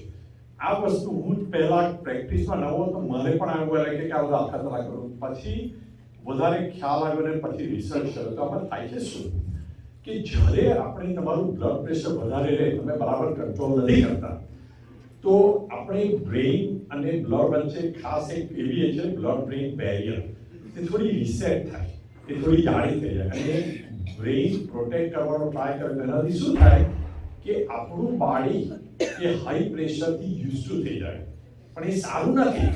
તો પણ બોડીને ડેમેજ તો થઈ જવાનું છે, હાર્ટ અને બ્રેઇનને. જેમ તમે કોઈ કોકેઇન કે હેરોઇન લે ને એમને લે તો નોર્મલ લાગે, તો એ ડઝન્ટ મીન કે એ સ્ટેટ એમના માટે સારો છે, એમના માટે ખરાબ જ છે. તમે જેવી હું તમને દવા આપીને નોર્મલ કરું એટલે તમને શું થાય કે તમારું શરીર એને લો બ્લડ પ્રેશર એવી રીતે ટ્રીટ કરે, એટલે તમને થાક લાગે, ઊંઘ આવે, ડિઝીનેસ આવે. એ દવાની ઇફેક્ટ નથી, કે તમારું શરીર હજી એડજસ્ટ થયું નથી. અને એ વસ્તુને સારી રાખવા માટે એની બે ક્યોર છે. એક ટાઈમ, તમને ઇઝીલી મહિનો, 1.5 મહિનો, 2 મહિના લાગે નોર્મલ પ્રેશરથી યુઝ ટુ થતા. તમારું પ્રેશર હાઈ રહેતું હોય, તમે હું બરાબર કરું તો 1-2 મહિના લાગશે એને તમારા બોડીને નોર્મલી ફીલ. દારૂડિયાને તમે દારૂ લઈ લો, તમને ચક્કર આવે, ટ્રેમર્સ આવે, અને એમને આલ્કોહોલિઝમ જતા પણ મહિનો થાય, એવી જ વસ્તુ માનવાની. અને બીજું એક્સરસાઇઝ, તમને દવા હાઇપરટેન્શન, હાઈ બ્લડ પ્રેશરની દવાથી બધી થતી હોય તો એની તમારે આડઅસર ઓછી કરવી હોય તો દવા બંધ ના કરો. તમે તમારા બોડીને તમે ડેમેજ કરી લો, તમારે એક્સરસાઇઝ કરો, એનાથી પણ તમને ફેર પડશે. તમને બીજા કયા રિસ્ક ફેક્ટર્સ છે? Lack of exercise. એ હું તમને આના પર ઘણું વધારે ટાઈમ સ્પેન્ડ કરવાનો છું બીજી સ્લાઇડ્સમાં, કે આ મારો ખૂબ મોટો મેસેજ છે. તમારું વજન વધેલું, અનહેલ્ધી ડાયટ, મેન્ટલ સ્ટ્રેસ અને સ્લીપ, આ પાંચે વસ્તુને તમે બરાબર રીડ કરો. અને હું તમને એવું કહીશ કે આમ જોવા જોઈએ તો આ પાંચેને એકબીજા જોડે થોડો સંબંધ છે. તમે જ્યારે એક્સરસાઇઝ નહીં કરો તમારું વજન વધશે, તમે બરાબર વેઇટ તમે ખાશો નહીં બરાબર તો તમે જ્યારે અનહેલ્ધી ખાશો ને તો તમને ઊભા થવાનું મન નહીં થાય. હું તો આવું બહુ ખાવું, હું તો બેસી રહીશ. અને આ બધાથી તમને મેન્ટલ સ્ટ્રેસ વધે. મેન્ટલ સ્ટ્રેસ માટે આપણે જ્યારે દવાની જરૂર હોય ત્યારે જરૂરથી લેવાની, પણ બહુ જ સારી દવા છે એક્સરસાઇઝ કરો. આપણે જ્યારે એક્સરસાઇઝ કરીએ ત્યારે મગજમાંથી એવા એક હોર્મોન રિલીઝ, મોર્ફિન જેવો હોર્મોન રિલીઝ થાય. એટલે તમે ગમે તમારી ઉંમર 90 વર્ષની હોય તો પણ એક્સરસાઇઝની જરૂર છે. અને આ બધું તમે કરો તો તમારી સ્લીપ જરૂરથી સારી થશે અને થશે. આ વસ્તુ તમને ખાસ મારો આ સૌથી વધારે મોટો મેસેજ છે કે આ એક્સરસાઇઝ અને ફિઝિકલ થેરાપીની શું જરૂર છે. કેટલા લોકો આવી રીતે પડી રહે છે? જુઓ આ સ્લાઇડ. આનું તો તમારે પિક્ચર ફ્રેમ કરીને ઘરે રાખવું જોઈએ. કોઈના ઘરે આવું દિવસમાં હોવું ના જોઈએ. બરાબર છે? દરરોજ તમે એક દિવસ તમે બેસી રહો, તમારા મસલની 1 થી 5% તમારી સ્ટ્રેન્થ તમે લૂઝ કરો છો. હું ખૂબ આર્થરાઇટિસ અને મસલના ને આ બધા પ્રોબ્લેમ જોઉં છું. એ બધાને તમારે મૂવ કરવા હોય તો આ તમે આ જે ગ્રાફ જુઓ છો 65 પછી દર વખતે તમે 8 થી 27% તમારા મસલ્સ જતા રહે છે. અને આ તો 65 કર્યું છે, પણ આ તો 25 વર્ષની ઉંમર પછી આ ચાલુ થાય છે. આ આપણે ખૂબ મોટું ઇઝીલી કંટ્રોલ કરી શકાય એવો પ્રોબ્લેમ છે. તો તમારે એનાથી શું થાય? તમે એક્સરસાઇઝ ના કરો તો એનાથી શું થાય છે? તમારી હેલ્થ નેગેટિવ થાય છે, તમારી ઇન્ડિપેન્ડન્સ નથી રહેતી, તમે તમારી એક્ટિવિટીઝ નથી કરી રહેતા. તમને બધાને, મને મારા મા બાપ બધાને, હવે હું પણ 59 છું, મને પણ ખબર છે કે મારા માટે ખૂબ વેલ્યુ શું છે કે મારે તો સ્વતંત્ર રહેવું છે. જ્યારે તમે એક્સરસાઇઝ ના કરો કે તમે ના ફરો તો તમે તમારી સ્વતંત્રતા ગુમાવો છો. અને ત્રીજું, એનાથી તમે જલ્દી મળશો, મોર્ટાલિટી વધશે. લાંબુ જીવવું હોય અને હેલ્ધી જીવવું હોય તો એના માટે એક્ટિવિટીની જરૂર છે. તમે ના બેસી રહો, તમે ઇમોબિલિટી, તમે બેસી રહ્યા, તમે શાંતિથી કશું કર્યું નહીં, આળસ, તેનાથી શું તકલીફ છે? ખાલી હાર્ટ માટે જ નથી, રેસ્પિરેટરી, તમારા ફેફસા નાના થઈ જાય. ગેસ્ટ્રોઇન્ટેસ્ટિનલ એટલે તમને આપેલું રિફ્લક્સ, મને તો ઉબકા આવે છે, મારાથી તો ખાવાતું, મારાથી ખાવાતું પચતું નથી, મારાથી તો ટોયલેટ નથી જવાતું. મસ્ક્યુલોસ્કેલેટલ, તમારા મસલ્સ બધા વીક થઈ જાય, મસલ ઓછા થઈ જાય, મસલ ગળાઈ જાય. સાયકોલોજીકલ, તમને એન્ઝાઇટી, ડિપ્રેશન તમને કહેતો હતો એ રીતે. સર્ક્યુલેટરી, હાર્ટ માટે તો ખૂબ ઇમ્પોર્ટન્ટ છે. તમારા આખું એકચ્યુઅલી લોહીનો વોલ્યુમ જ ઓછો થઈ જાય આખા બોડીમાં. અને તમને ઘણા લોકોને એવું મારે આવે છે કે તમે સારું ઉપર ઊભો થવું મને ચક્કર આવે છે. ઘણા લોકોને તમે બાથરૂમ જતા અને પડી ગયા, તમને ઊભા થાવ તો પ્રેશર, એને ઓર્થોસ્ટેટિક ચેન્જીસ કહેવાય. એ પણ વસ્તુ તમારે એક્સરસાઇઝ અને મસલ માસ હોય તો તમારે ઓછી થાય. અને જેનિટોયુરિન, તમને એનાથી બ્લેડર બરાબર એમ્પ્ટી ના થાય, તમને યુરિનરી પ્રોબ્લેમ્સ થાય અને તમને કિડનીમાં સ્ટોન થઈ શકે ઇનએક્ટિવિટી, કોન્સ્ટિપેશન. આ બધી વસ્તુ તમારી લેક ઓફ એક્સરસાઇઝ. સિમ્પલ વાત છે કે આપણા બોડીના બધા સ્નાયુને હલાવવાની જરૂર છે. અને તમે ના હલાવો તો તમે તમારું એનું ફળ ભોગવશો. રાઈટ? તો શું કરવું જોઈએ? એક્સરસાઇઝ સૌથી સારામાં સારી દવા છે. બરાબર છે? આ બહુ જૂની પેલી એક કોટ છે, exercise is the medicine to reverse frailty, preserve quality of life and restore independent function. એટલે શું? એક્સરસાઇઝ થી તમને ફ્રેલ, તમારું બોડી બહુ નાજુક થઈ ગયા, તમારાથી બહુ તમને બહુ એ લાગે એ થાય ને નહીં થાય. તમને ક્વોલિટી ઓફ લાઈફ જીવશો, પણ સારી રીતે જીવશો અને તમને ઇન્ડિપેન્ડન્સ રહેશે. અત્યારે આ અમેરિકન એડલ્ટ્સ માટે છે સ્ટેટિસ્ટિક, ખાલી 20% એડલ્ટ્સને અપ્રોપ્રિએટ ફિઝિકલ એક્ટિવિટી કરે છે. 100 માંથી ખાલી 20% એડલ્ટ્સ જેટલું ફરવું જોઈએ, જેટલી એક્ટિવિટી હોવી જોઈએ એટલે કરે છે. 80% ને નથી મળતી. એવરેજ એડલ્ટ, એવરેજ તમારી એજના દિવસના 10 કલાક બેસી રહે છે. ભગવાને તમને બેસાડી રાખવા હોય તો તમને મૂળ આપ્યા હોય, રૂટ્સ આપ્યા હોય, પણ આપણને પગ આપ્યા છે હલાવવા જોઈએ. બરાબર ને? એટલે આપણે કઈ વસ્તુથી આપણી સ્વતંત્રતા જાય છે ઘણી ઉંમરમાં? ઓલ્ડર એજ તો છે જ, કોમોર્બિડિટી, એટલે તમને સ્ટ્રોક આવ્યો તો તમે ના હાલી શકો, કોઈ લાગે, પણ એનાથી પણ વધારે ફિટનેસ લેવલ. ભાઈ આપણે તમે એજ તો તમે રિવર્સ નથી કરતા, સ્ટ્રોકનું રિસ્ક ઓછું કરી શકો તમે બ્લડ પ્રેશર, ડાયાબિટીસ ને એ બધું કરવાથી, પણ તમે ફિટનેસ તો તમે તમારી ચેન્જ કરી શકો, બરાબર ને? આ બહેનને કઈ જરૂર છે તમને કઈ જરૂર છે? ઓહો,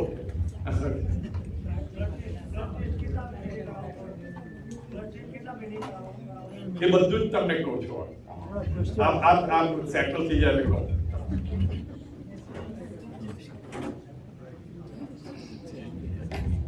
ઓકે, સો તમે એક્ટિવ થાવ તો એના તમને ફરી તમને એડવાન્ટેજ કહો. તમારી મોર્ટાલિટી, મરવાના ચાન્સીસ ઓછા થશે, હાર્ટ ડિસીઝ ઓછો થશે, બ્લડ પ્રેશર ઓછું થશે, સ્ટ્રોક લખવાનું રિસ્ક ઓછું થશે, કોલેસ્ટ્રોલ ઓછો થશે, ડાયાબિટીસ કંટ્રોલમાં આવશે, બ્રેસ્ટ કેન્સર, એક્સરસાઇઝથી બ્રેસ્ટ કેન્સરનું પણ રિસ્ક ઓછું થાય છે, કોલોન કેન્સર, આંતરડાના કેન્સર ઓછા થશે. આ બધા આપણે સ્ટડીઝ છે. ડિપ્રેશન, તમને ડિપ્રેશન ઓછું થશે, અને તમને સૌથી વધારે ફોલ, આપણને આ મોટી ઉંમરમાં પડવાની એ ફોલ્સ ઓછા થાય, કારણ કે તમે તમારા મસલ્સને એક્ટિવ રાખો છો, રાઈટ? તમને બીજું એક્ટિવ રહો તો તમારા ફોલ ઓછા થાય, તમારું બેલેન્સ અને મોબિલિટી, તમે ચાલો તો તમારું બેલેન્સ રહેશે. અને તમારે થોડો આઈસ હોય તમને એવું થાય કે આ તમારો પગ નથી, બધા તમારા મસલ સ્ટ્રોંગ રાખ્યા હોય તો તમારે પડવાની ચિંતા ઓછી થશે. તમને ફંક્શન, તમે તમારા ડે ટુ ડે બધું કામ કરી શકશો. તમારે તમારા છોકરાઓ કે કોઈને કેવું ને કોઈ મારાથી નથી થતું, તમારી સ્વતંત્રતા રહેશે, તમારી સ્ટ્રેન્થ રહેશે, તમને સારું લાગશે કે મારામાં શક્તિ છે, હું કરી શકીશ. કે તમને પોતાને તમે સારા લાગશો.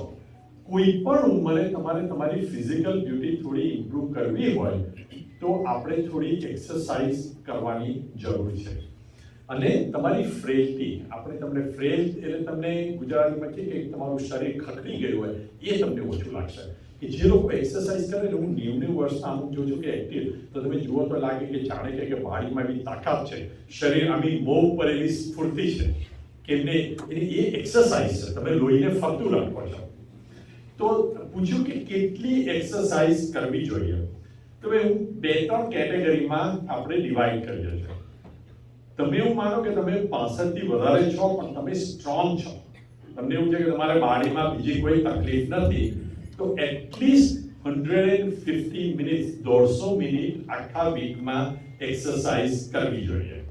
અને એ એક્સરસાઇઝમાં તમારે કાર્ડિયો એક્સરસાઇઝ અને મસલ્સની પણ એક્સરસાઇઝ કરવાની જરૂર છે. કે તમે મસલ્સ એટલે તમારે એવું નથી કે તમારે કે જ્યાં મોટા ડમ્બેલ્સ, એટલે એ સિમ્પલ પણ તમે કરી શકો. ઉઠબેસ કરો, તમે થોડા જુદી જાતની, તમે ઇવન ઇન્ટરનેટ પર જાઓ અથવા તો તમારા છોકરા, તમને બહુ જાતની એક્સરસાઇઝ મળશે. અરે આની હું તો તમને બહુ સિમ્પલ, હું આ વેકેશનમાં હું ને, મને ફોટોગ્રાફીનો શોખ છે, તો હું કોઈ હોટલમાં હું મારી ફોટોગ્રાફીની બુક ખૂબ હેવી, પેલી બેગ બહુ હેવી, એને હું 25 વાર ઊંચા નીચે કરું, મને એનાથી મસલની એક્સરસાઇઝ મળે. તમે કોઈ પણ, તમે તમારા રસોડામાં પણ હો ને, તમે પેલો લોટનો ડબ્બો ઉપરથી નીચેથી ઉપર તમે 10 વખત તમારી એક્સરસાઇઝ તમારી 5 વાર થઈ. તમે દુનિયાના કોઈ પણ ખૂણે, ઘરના કોઈ પણ ખૂણે તમે તમારા મસલ્સને સ્ટ્રોંગ કરવાની એક્સરસાઇઝ કરી શકશો.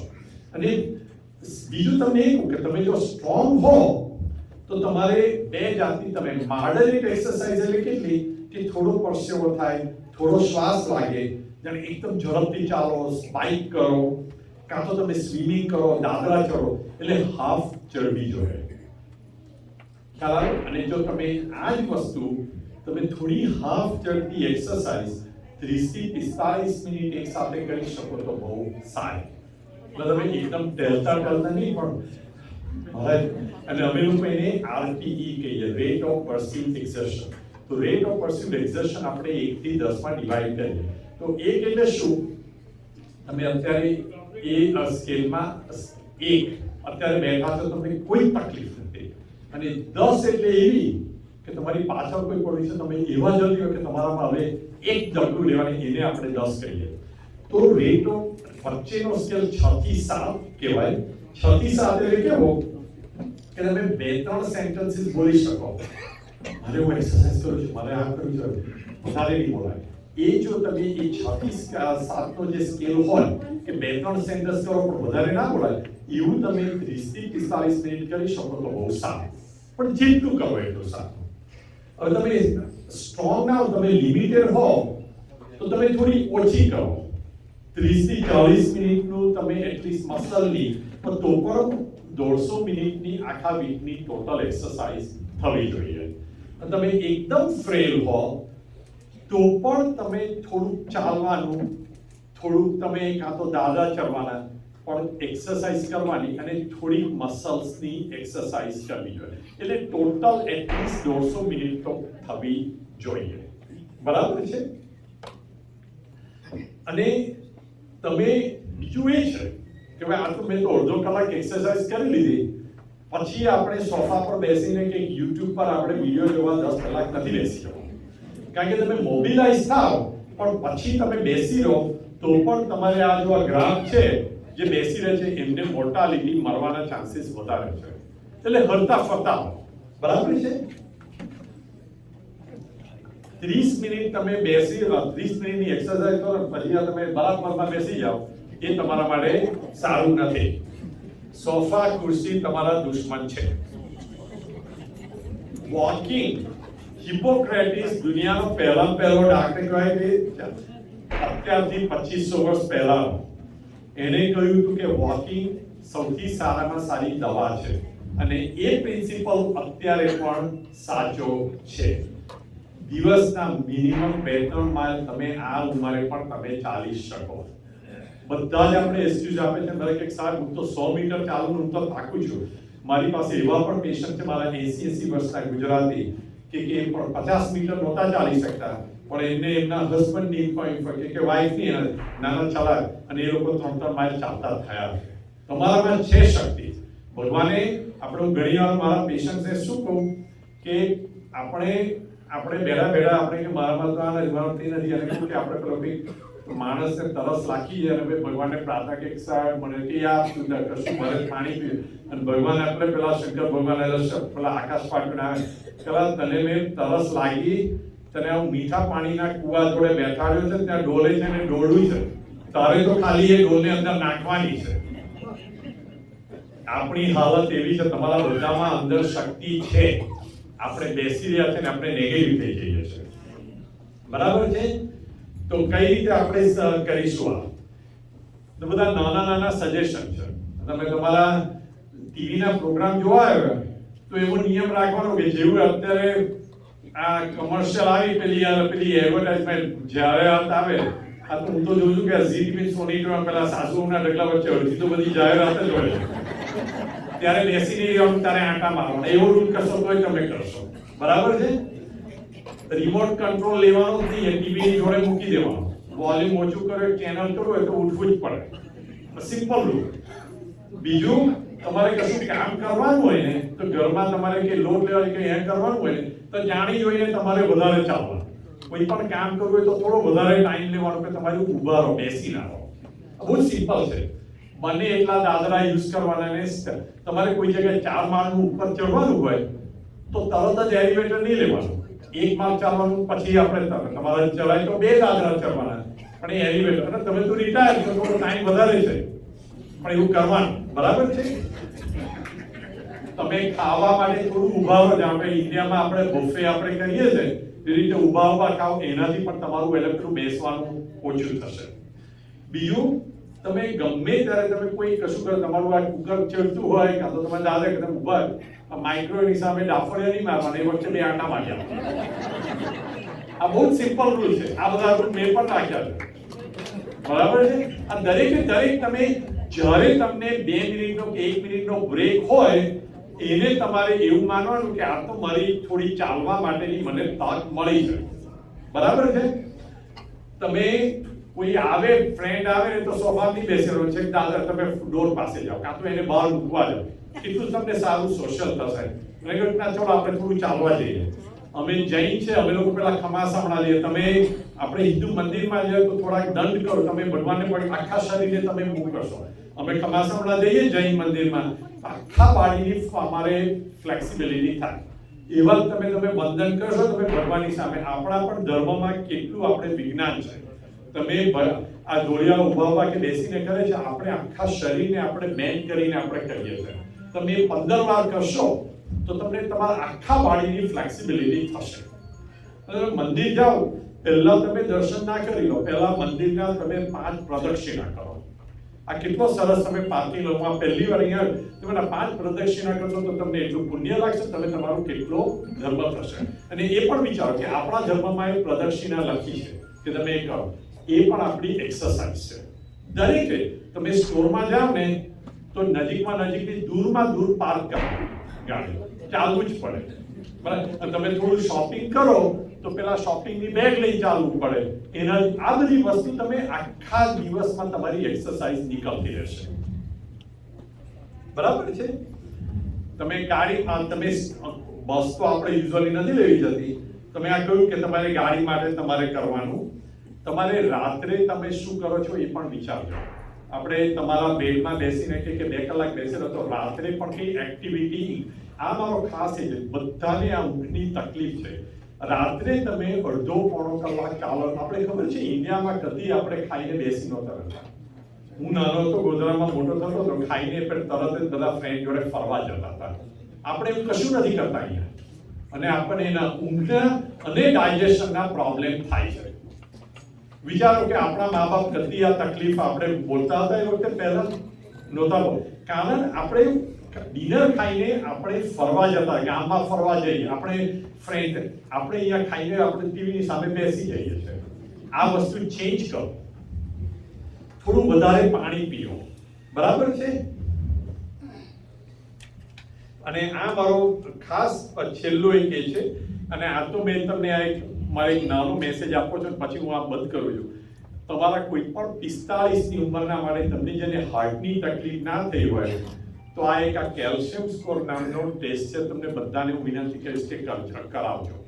એ કેલ્શિયમ સ્કોર એટલે શું? એને તમારા શરીરના કેલ્શિયમ કે બ્લડના કેલ્શિયમ જોડે કોઈ રિલેશન નથી. તમને નળીઓમાં કચરો ભેગો થાય તો એ કચરામાં કે જે બ્લેક બિલ્ડઅપ હોય તો એમાં કેલ્શિયમ ભેગો થાય. એને તમારા કેલ્શિયમ બ્લડમાં કેલ્શિયમ હાઈ કેલો એની જોડે કોઈ રિલેશન નથી. તો એ 5 મિનિટનો સ્કેન છે, અને ટિપિકલી એ લાઈક અમારી ઓફિસમાં અમે $45 કરે છે, હોસ્પિટલ $50-100 કરતી હોય, ઇન્સ્યોરન્સ નથી કવર કરે, અને 5 મિનિટ લાગે, કોઈ આવી ના હોય. અને જો તમને બ્લેક બિલ્ડઅપ હોય તો એ સ્કોર પોઝિટિવ આવે. પોઝિટિવ કોઈ જ કચરો ના હોય તો તમારો સ્કોર 0 હોય, અને પોઝિટિવ હોય તો 1 થી 5000 પણ આવી શકે. અને આ 5 તમને, અને એ જો તમને બ્લેક બિલ્ડઅપ હોય તો તમને વધારે ટેસ્ટિંગ કે કોલેસ્ટ્રોલ બ્લડ પ્રેશર માટે વધારે તમે એગ્રેસિવલી કરો. મારી બધાને તમને વિનંતી કે 45 ઉંમર હવે તમને જો ઓલરેડી હાર્ટનો તકલીફ થયેલી હોય, એન્જિયોગ્રામ કરેલો હોય, સ્ટેન્ટ કરેલો હોય કે પહેલા, તો તમને આની કોઈ જરૂર નથી. આ ખાલી સ્ક્રીનિંગ ટેસ્ટ છે. પણ આ બધાને વિનંતી કે આ વસ્તુ તમે જરૂરથી, અને એમાં લંગ કેન્સરનું પણ સ્ક્રીનિંગ થઈ જાય છે.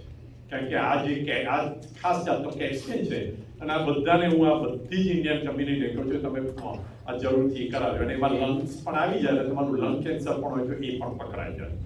અને અહીંયા હવે હું બંધ કરું છું. તમારા બધે તમે થાકી ગયો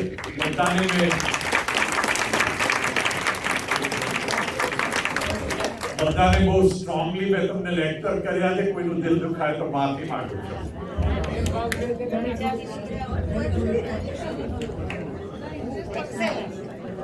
બધાને ક્વેશ્ચન, થોડા ક્વેશ્ચન બીજું Mike.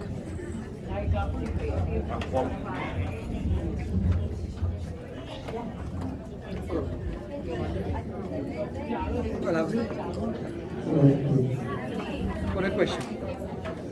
I highly appreciate that at the end. તમને બધાને આ લેક્ચર આપ્યું.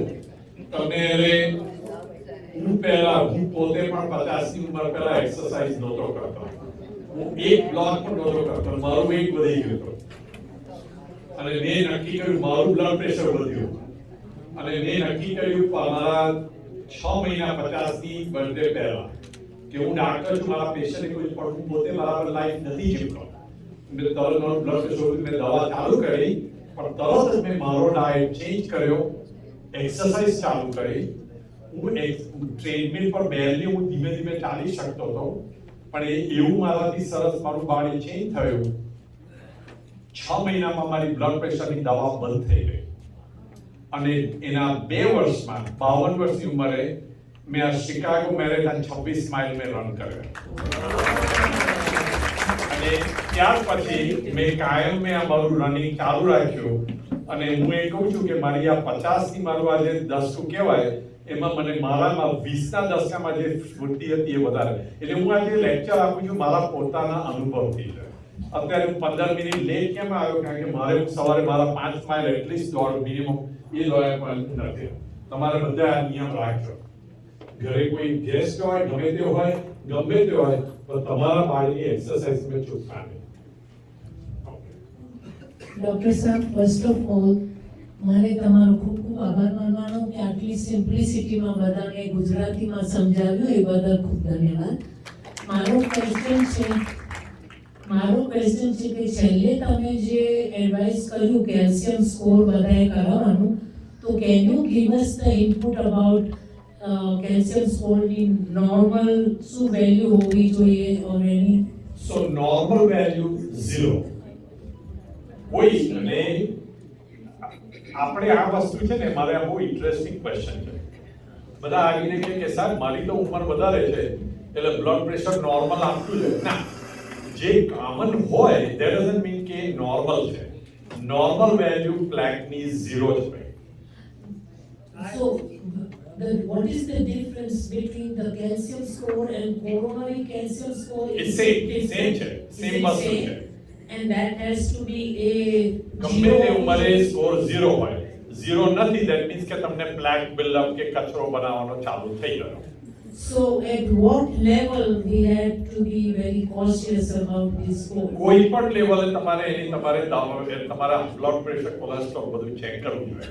હવે કયું ટેસ્ટિંગ ને શું કરવું એ હું અત્યારે ના કહું, કારણ કે એ મેડિકલ એ હું બધાને કસ્ટમ કરું. પણ તમારો સ્કોર 0 નથી ધેટ મીન્સ કે તમને કચરો ચાલુ થયો. તમને અત્યારે તમારી પાસે અહીંયા ઘરે તમારે કંઈક તડકો નીકળ્યો, તમે થોડો ધુમાડો નીકળ્યો તો તમે એવું રાહ નહીં જો કે તમારે તો વધારે આગ લાગે ત્યારે તમે કરો, બરાબર ને? એટલે ગમે તે કેલ્શિયમ સ્કોર 0 ના હોય તો તમારે જાગ્યો નર ચેતો ફરે. And what is the remedy? What you said, diet, exercise, cholesterol, blood pressure બધું ચેક કર્યું અને તમને તમારા ડોક્ટર જોડે, સારા ડોક્ટર જોડે તમે એને કહો કે હવે હું શું કરવું જોઈએ. Thank you very much. I appreciate it.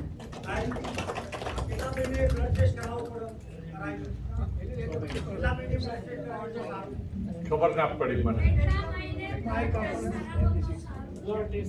કેટલા મહિને બ્લડ એટલે કેટલા મહિને બ્લડ ટેસ્ટ? હવે એ વસ્તુ તમારે તમારા પોતપોતાના ડિસીઝ પ્રમાણે, પણ તમે યુઝ્યુઅલી હેલ્ધી હો તો એવું કહીશ કે મિનિમમ દર વર્ષે એકવાર કરાવવાનો.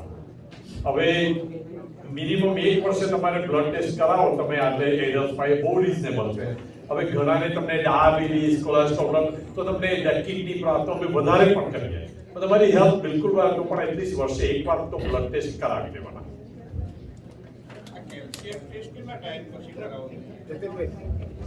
સો ક્વેશ્ચન એ છે કે તમે કેલ્શિયમ સ્કોર એકવાર કર્યો પછી કેટલી વાર કરવો જોઈએ? બહુ સારો ક્વેશ્ચન છે. જો તમારો સ્કોર પોઝિટિવ હોય તો તમે તમારે કોઈ પણ ડોક્ટર, અને હું તો માનું કે કાર્ડિયોલોજિસ્ટને બતાવો અને એ કે જે એડિશનલ ટેસ્ટિંગ કરે. હવે એ કેટેગરીને હું મૂકું છું પછી, પણ તમારો જો કેલ્શિયમ સ્કોર 0 હોય તો હું નોન ડાયાબેટિક્સને કહું કે 5 વર્ષે કરાવો, ડાયાબેટિક હોય તો 3 વર્ષે, કારણ કે ડાયાબિટીસમાં હાર્ટનું રિસ્ક બહુ વધારે. હવે તમારો સ્કોર પોઝિટિવ હોય તો એ ડિપેન્ડ્સ કે કોને કેટલો છે. હવે કોઈનો સ્કોર 25-50 અને બીજા કોઈ ના કરે તો હું મે બી 2-4 વર્ષે ફરી કરું, પણ તમને કોઈને હું એન્જિયોગ્રામ કરું અને મને 50% લખે છે તો એને હું પછી કદી નથી કરતો, કારણ કે આ સ્ક્રીનિંગ ટેસ્ટ છે. ત્યારે 0 આવ્યો હોય તો પછી ક્યારે કરાવવું? હા, તો 0 હોય તો નોન ડાયાબેટિક હોય તો હું 5 વર્ષે કહું છું, ડાયાબેટિક હોય તો 3 વર્ષે.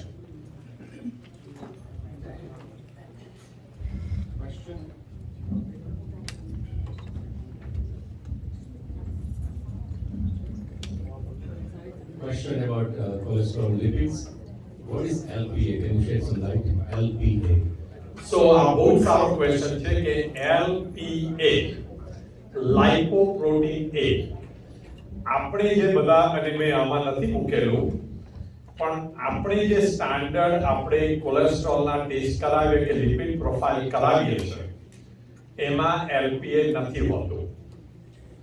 આ તમે એકચ્યુઅલી લખી લેજો કે આ ખૂબ ઇમ્પોર્ટન્ટ છે, પ્રોબેબલી મારી સ્લાઇડમાં મૂકવું જોઈએ.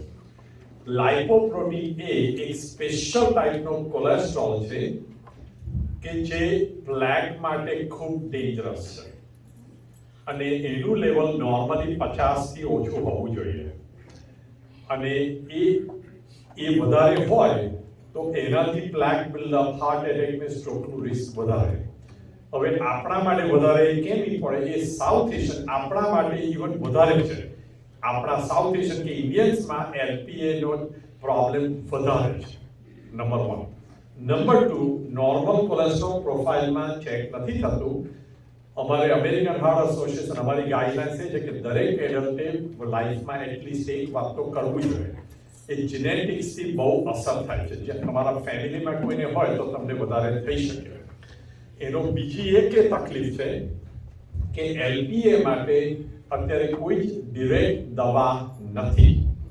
તમારે હાઈ LPA હોય, હવે અમુક આપણે ઇન્જેક્ટેબલ આપણે LDL માટે દવા તમારામાંથી કોઈ હોય પણ હોય, રિપાથાપ્રેડર નવી દવા આવી છે, એનાથી LPA 25% ઇન્જેક્ટેબલ મેળવી, એનાથી 25% ઓછો થાય છે, પણ એકદમ સ્ટ્રોંગ દવા LPA માટે અત્યારે નથી. અને એનાથી પણ તમને LPA હાઈ હોય તો તમારે LDL વાળી દવા કે તમારી લિપિડ કે રોઝવાસ્ટેટ કે જે એ બધી તમે લેવી જોઈએ. અને પણ તમારા ડાક્ટરને એટલીસ્ટ પૂછો કે મારો LPA એક વાર તો ચેક કરજો. હવે હું કહું છું કે અત્યારે દવા નથી, પણ અત્યારે રિસર્ચમાં ખૂબ પાવરફુલ દવાઓ શોધાઈ છે અને 1-2 વર્ષમાં FDA પાસે માર્કેટમાં આવી જશે. અને એ દવાઓ એટલી પાવરફુલ છે, કોઈને LPA ઇન્ક્રીઝ હોય તો એનું લેવલ 95 થી 97% ડ્રોપ થશે, 95 to 97% reduction.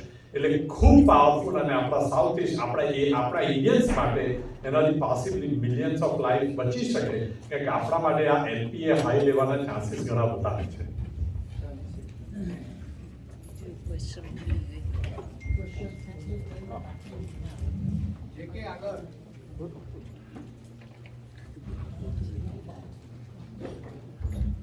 Dr. Saib, thank you very much for your wonderful lecture.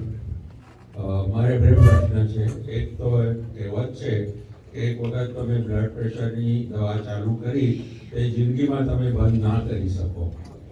અને બીજી આખ્યાયિકા એવી છે કે આપણે ઇન્ડિયામાં કહે છે કે જે પ્રકારે તમારી ઉંમર વધે એ પ્રકારે તમારું બધું જે રાસાયણિક તંત્ર હોય શરીરમાં એ ધીમે ધીમે ઓછું થતું જાય છે. એ પ્રકારે જ તમને ડાયાબિટીસનું જે તમે કીધું તો ઇન્ડિયામાં કહે છે 140 એટલે નોર્મલ કહેવાય, તમારી ઉંમર છે. તો આ બધી આખ્યાયિકા છે કે ખરી છે. ત્રીજી વાત એ છે કે અહીંની ફાર્મા કંપનીઓ જે દરેક વખતે આ એનું કરે છે કે પહેલે કાં તો કે 120 સુધી તમારી નોર્મલ, પછી 110 આવે તમે 100 ના અંદર પહોંચો. આમાં ખરું શું છે? ઓકે, આ તમે ત્રણેય જે વસ્તુ કરી, ત્રણેય માન્યતા ખોટી છે. પેલું આ ફાર્મા કંપની, આ બધું તો આપણે બધું જાતનું આપણા વોટ્સએપે અને વોટ્સએપમાં ને ફેસબુક ને એમાં આપણે બધી અમુક માન્યતાઓથી આપણે આપણું સત્યાનાશ વાળું છે. તમારું નોલેજ તમારા બધા ઇન્ડિયન વોટ્સએપ ગ્રુપમાંથી લેવાનું બંધ કરો. સૌથી પહેલી આપણે ઇન્ડિયામાં જરૂરથી અને ઇન્ડિયામાં જરૂરી બધા એવું માનતા કે જેમ ઉંમર વધે તેમ બ્લડ પ્રેશર, અને એ બિલકુલ સાચી વસ્તુ છે કે ઉંમર વધે છે તેમ બ્લડ પ્રેશર વધે છે, but that does not mean કે એ શરીર માટે સારું છે. સ્પેસિફિક ટ્રાયલ્સ થઈ છે. એક ટ્રાયલ હતી કે systolic hypertension in elderly patient, A shape trial, કે 80, 85, 90 વર્ષે પણ તમારું બ્લડ પ્રેશર હાઈ થયું હોય અને આપણે નોર્મલ કરીએ તો તમારું સ્ટ્રોક અને હાઈ બ્લડ પ્રેશરનું રિસ્ક, સ્ટ્રોક અને હાર્ટ એટેકનું રિસ્ક ઓછું થાય. વાત બિલકુલ સાચી છે કે ઉંમર વધે તેમ આપણને બધી તકલીફ થાય છે. બ્લડ પ્રેશર વધે છે, આપણા ની રિપ્લેસમેન્ટ કે જોઈન્ટ્સ જાય છે, પણ ધેટ ડઝન્ટ મીન કે આપણે એની દવા નહીં કરવાની. જેમ 40 ની ઉંમર પછી આપણને વાંચવાના ચશ્મા આપણી આંખ બરાબર ના ચાલે તો આપણે એવું કરીએ છીએ કે ના તો વાંચવાનું બંધ કરી દો તો ઉંમર એટલે થવાનું, એ પણ એબનોર્મલ છે, આપણે એની દવા કરવાની. એટલે બિલકુલ સાચું કે બ્લડ પ્રેશર વધે છે ઉંમર સાથે, પણ એ બિલકુલ ખોટું છે કે નહીં ટ્રીટ કરવાનું. કારણ કે ખૂબ 100થી વધારે સ્ટડીઝ એવું બતાવ્યું છે કે મોટી ઉંમરનામાં પણ બ્લડ પ્રેશર ટ્રીટ કરીએ તો એનો બેનિફિટ છે. હવે એમણે સૌથી પહેલું કહ્યું કે આ તો એકવાર દવા ચાલુ કરે પછી બંધ ના કરાય. હવે મને હું મારા બિઝી ઓફિસમાં બેઠું ત્યારે સૌથી વધારે અકળામણ મને આ ક્વેશ્ચનથી આવે છે, અને એનું કારણ એ છે તમે એમ કહો કે હવે કે આજે તમે આજે ઘર લીધું, મારે ઘરનું બારણું મારે બંધ નથી કરવું રાત્રે, શું કે હવે એકવાર ચાલુ કરું તો પછી મારે કામ બંધ કરવું પડે. તમે જેટલા દિવસ બંધ કરો એટલા દિવસ તમને પ્રોટેક્શન મળશે. ડાયાબિટીસ અને બ્લડ પ્રેશર અમે એને ક્રોનિક ડિસીઝ કહીએ. ડાયાબિટીસ છે તમે દવા તમે એની કરો છો ને, તમે એવું કહો છો કે ના આજે અત્યારે એક દવા ચાલુ કરો ત્યારે મારે તો બંધ નહીં થાય. તમને ખબર છે કે આનો લાઈફ લોંગ છે વસ્તુ. મને 8મા ધોરણથી ચશ્માની જરૂર છે, મેં થોડાક મેં ના હું તો એકવાર ચાલુ કરી દઉં, હું તો આખી જિંદગી હું દિવાલમાં ઠોકું. એટલે આ વસ્તુ બિલકુલ ખોટી છે. ના, ઘણા લોકો એવા હોય છે, મેં મારો પોતાનો જ આપ્યો કે મારો બ્લડ પ્રેશરની દવા મેં થોડું વેઇટ ઓછું કર્યું ને એક્સરસાઇઝ કર્યું તો મારાથી એકચ્યુઅલી બંધ થઈ શકે. પણ એ ધેટ ડઝન્ટ મીન કે બધાને થઈ શકે. પણ જસ્ટ બીકોઝ કે આપણે દવા લઈને આપણે સારું જીવીએ તો વાંધો શું છે? આપણને સ્ટ્રોક, ડિમેન્શિયા, હાર્ટ એટલે આ વસ્તુ તમે બ્લડ પ્રેશર અને કોલેસ્ટ્રોલ આ તમે જે કહ્યું તમે એ ખૂબ કામન છે. બહુ દોરિયાઓ પણ મારા બધા જ પણ એ બિલકુલ ખોટો એટીટ્યુડ છે, 100%. આ વસ્તુ તમને આજે ખાસ તમને વિનંતી કે આ એટીટ્યુડ તમે મૂકી દેશો કે સારું આ કરીએ એટલે મારાથી તો બંધ નહીં થાય. એટલે મેં કહ્યું એવું જ છે, તમારે એવો દાખલો વિચારવાનો કે આંખે દેખાતું નહીં તો આપણે ચશ્મા નહીં પહેરવું, કારણ કે એકવાર પહેરવું પછી કામ પહેરવા પડે. ખ્યાલ આવી ગયો ને? હા, શું થાય એ વસ્તુ મારો વિષય નહીં. તમારે થાઇરોઇડની તમારા રેગ્યુલર મારું કામ ઇન્ડિયાની સરકાર જો મારું ખાતું નથી.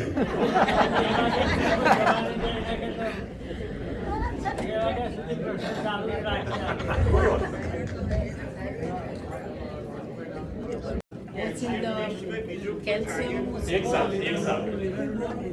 સાલ પેલા ભાઈ બીજો કોઈ ટેસ્ટ કરો કાર્ડિયક માટે કે હાર્ટનું કંઈ? એટલે ક્વેશ્ચન એ છે કે હાર્ટ માટે તમે ટેસ્ટ કર્યા? બધા બહુ ટેસ્ટ કરે. અમે લોકો એટલા બધા ટેસ્ટ કરે કે મારા પેશન્ટ થાકી જાય. પણ એ અમે લોકો શું કે આ ખાલી સ્ક્રીનિંગ ટેસ્ટ કહેવાય.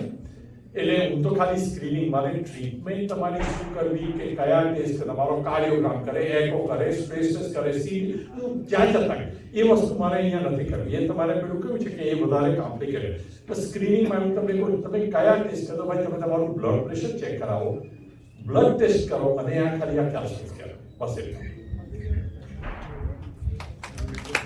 તમારા બધાનો ખૂબ આભાર.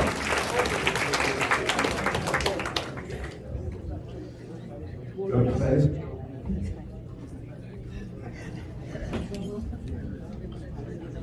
આ બધા ક્વેશ્ચન્સ રહ્યા બધો જવાબ પણ આપ્યો, પણ જસ્ટ મારે મારો પર્સનલ અનુભવ છે. મને 12 વર્ષ પહેલા સ્કેન કરાવ્યા હતા અને પછી doctor prescribe me 10 kinds of medicines.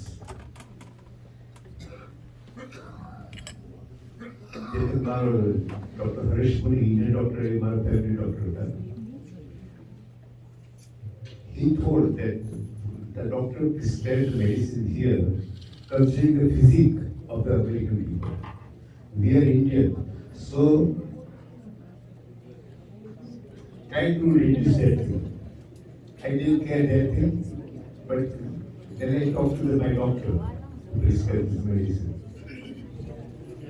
I told you, these 10 kinds of medicines, I think I go deeper because my body tells me when I am sick. And he advised me, start releasing the medicine for a week or 2 weeks, and if you find any difference, if I open, then out of care, I reduce the medicine, and since I already eliminated, I am currently there is now 4 medicines with the limitations, and they put that you find any problem, then start it again, but it didn't happen. So then I stopped those 6 medicines, but I am fine now.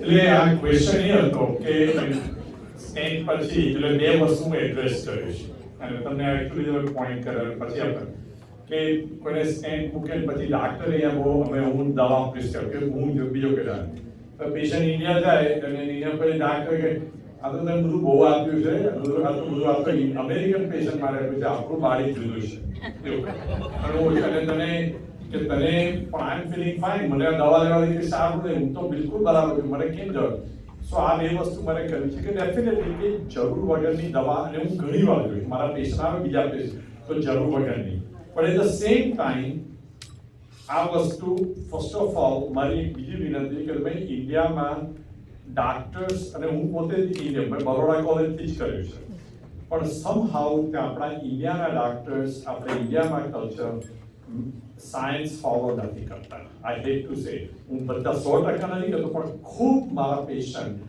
India જાય છે અને એને બધી જે change કરે તેમાં ઘણી જ બધી અનસાયન્ટિફિક હોય છે આઈ ડોન્ટ બિલીવ નંબર 2 કે યા આપણા બાળી થોડા જુદા હોય પણ તો પણ જનરલ પ્રિન્સિપલ્સ અને સ્ટડીઝમાં જે બધા કરે છે કે જે બધા in general they are right So it doesn't mean કે ઇન્ડિયન કે અમેરિકન પેશન્ટ માટે જુદી ના અમુક વસ્તુ આપણામાં યુનિક ડિસીઝ વધારે થાય છે પણ એકવાર ડિસીઝ થાય તો દવા તો તમે ઇન્ડિયનો અમેરિકનો કે આફ્રિકનો એ સેમ જ છે The third thing is કે મેં તો દવા લીધી પણ મને તેનાથી મેં બંધ કરાવી મને તો કોઈ ફેર ના પડ્યો કે બહુ જ ઇટ્સ નોટ રાઈટ આન્સર અને એનું કારણ એ છે કે આ બધી વસ્તુ શું છે કે અંદર ઉધઈ હોય એના જેવી છે અને આપણે કોઈને 50 વર્ષે હાર્ટ એટેક આવે અને મેં તો બધી દવા મારા પોતાના ફેમિલીમાં જ કેવું થયું મેં તો કોઈ કોલેસ્ટ્રોલની દવા બધું મેં તો 25 વર્ષ મેં નથી કર્યું બધું બરાબર છે એટલે કોઈ તમે ભાગ્યશાળી તમે ટ્રકની સામે ચાલો તમે ટ્રકની નીચે ના ચૂંટાઈ ગયા એ તમારું નસીબ છે પણ એ સાયન્સ નથી અને સેકન્ડ થિંગ ઇઝ એ 100% કહું કે તમને તમારા જેનેટિક્સ આવે એવું કે તમે દવા તમને સ્ટેન્ડ કરો તમને 2500 થાય પણ તમે જો એ દવા લો તો એ તમને આપણે કેમ આપણે એવું વિચાર કે 75 વર્ષે કે 70 કે 80 વર્ષે આપણી આ લાઈફ ઓછી થવી જોઈએ તમે બરાબર જાઓ તો તમે એનાથી પણ એટલે ગમે ત્યારે ઇન અધર વર્ડ્સ આપણે માથે તલવાર લટકાવવાની જરૂર નથી કારણ કે ગમે ત્યારે પડી શકે મેં 90 વર્ષના પેશન્ટને અમને સ્ટેન્ડ મૂકીને એમને 105 વર્ષ આગળ એટલે મારો એટીટ્યુડ કે ગમે તે ઉંમર હોય તમારા બ્લડ પ્રેશર કોલેસ્ટ્રોલ એ બધાને અને એ સાયન્સ પ્રૂવ છે ને મારા પોતાના I am very proud to say કે અમારી પ્રેક્ટિસમાં હું ખૂબ મારા પેશન્ટ જોડે ગમે તે આર્ગ્યુમેન્ટ કરે એમને મેડિકેશન લેવા છું અને અમે જે પબ્લિશ ડેટા હોય કે હાર્ટ એટેક કે સ્ટ્રોકનું રિસ્ક એનાથી પ્રોબેબલી અડધું પણ હોય છે કારણ કે અમે લોકો બહુ જ એગ્રેસિવલી અમે લોકો એટલે હું એક Anyway, પરાગભાઈ દોશીએ ડોક્ટર શ્રી પરાગભાઈ દોશીએ આપણે સૌ સિનિયર સિટીઝન યુનાઇટેડ સ્ટેટ્સ પરિવારના સર્વ સભ્યોને બહુ સહજ રીતે ગુજરાતી ભાષામાં જે વિસ્તૃત રીતે પ્રવચન આપ્યું જે કંઈ હૃદય રોગને લગતા જે કંઈ મુશ્કેલી પડે છે એનો સામનો કેવી રીતે થઈ શકે શાંતિ થાય છે એનો ઉપાય શું છે એ પણ બધું વ્યવસ્થિત રીતે બતાવ્યું અને બધાના મનમાં ઉતરી પણ ગયું છે કારણ કે જોયું બધાના ફેસ ક્વેશ્ચન માટે પણ હાથ વિચાર થતા હતા એ બદલ યુનાઇટેડ સ્ટેટ્સ પરિવાર તરફથી ડૉક્ટર સાહેબનો હાર્દિક આભાર માનું છું.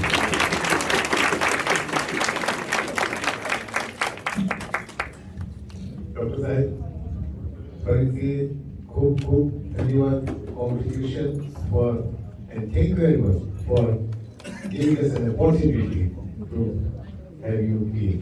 Thank you. અને કોઈને પણ હું આને હું બધાને તમને નોલેજ પણ હું ખાસ માંગુ કે તમારા કોઈને પણ એને એક જણની પણ આનાથી હેલ્પ પડે તો મને આવવાથી મને ખૂબ આનંદ મળશે, રાઈટ? આપણી મને અને કોઈને પણ મારા સ્ટ્રોંગ વર્ડથી ખરાબ ના લાગે તો માફી ચાહું છું, પણ મારું એ છે કે હું અત્યારે તમને સારું લગાવવા નહીં પણ તમને હેલ્ધી કરવા વાળું છું, બરાબર? મને હું બધા બહુ જ એટલે આ બધી નેશનલ ઇન્ટરનેશનલ કોન્ફરન્સમાં મેં ખૂબ લેક્ચર આપ્યા છે એટલે ગુજરાતીમાં બહુ ઓછી વાર આપી. મને એકવાર આપણે કોઈ પરિવારમાં પૂછ્યું કે તમે ગુજરાતી બહુ લેક્ચર કર્યું, ના એ તો બહુ ઓછી વાર આપે તો તમે કઈ રીતે કર્યો? તો મેં જવાબ આપ્યો હતો કે અહીંયા ઇંગ્લિશમાં બહુ લેક્ચર, ગુજરાતી બહુ ઓછી વાર આપો છો, પણ ઇંગ્લિશ મારી ગર્લફ્રેન્ડ છે, ગુજરાતી મારી માં છે.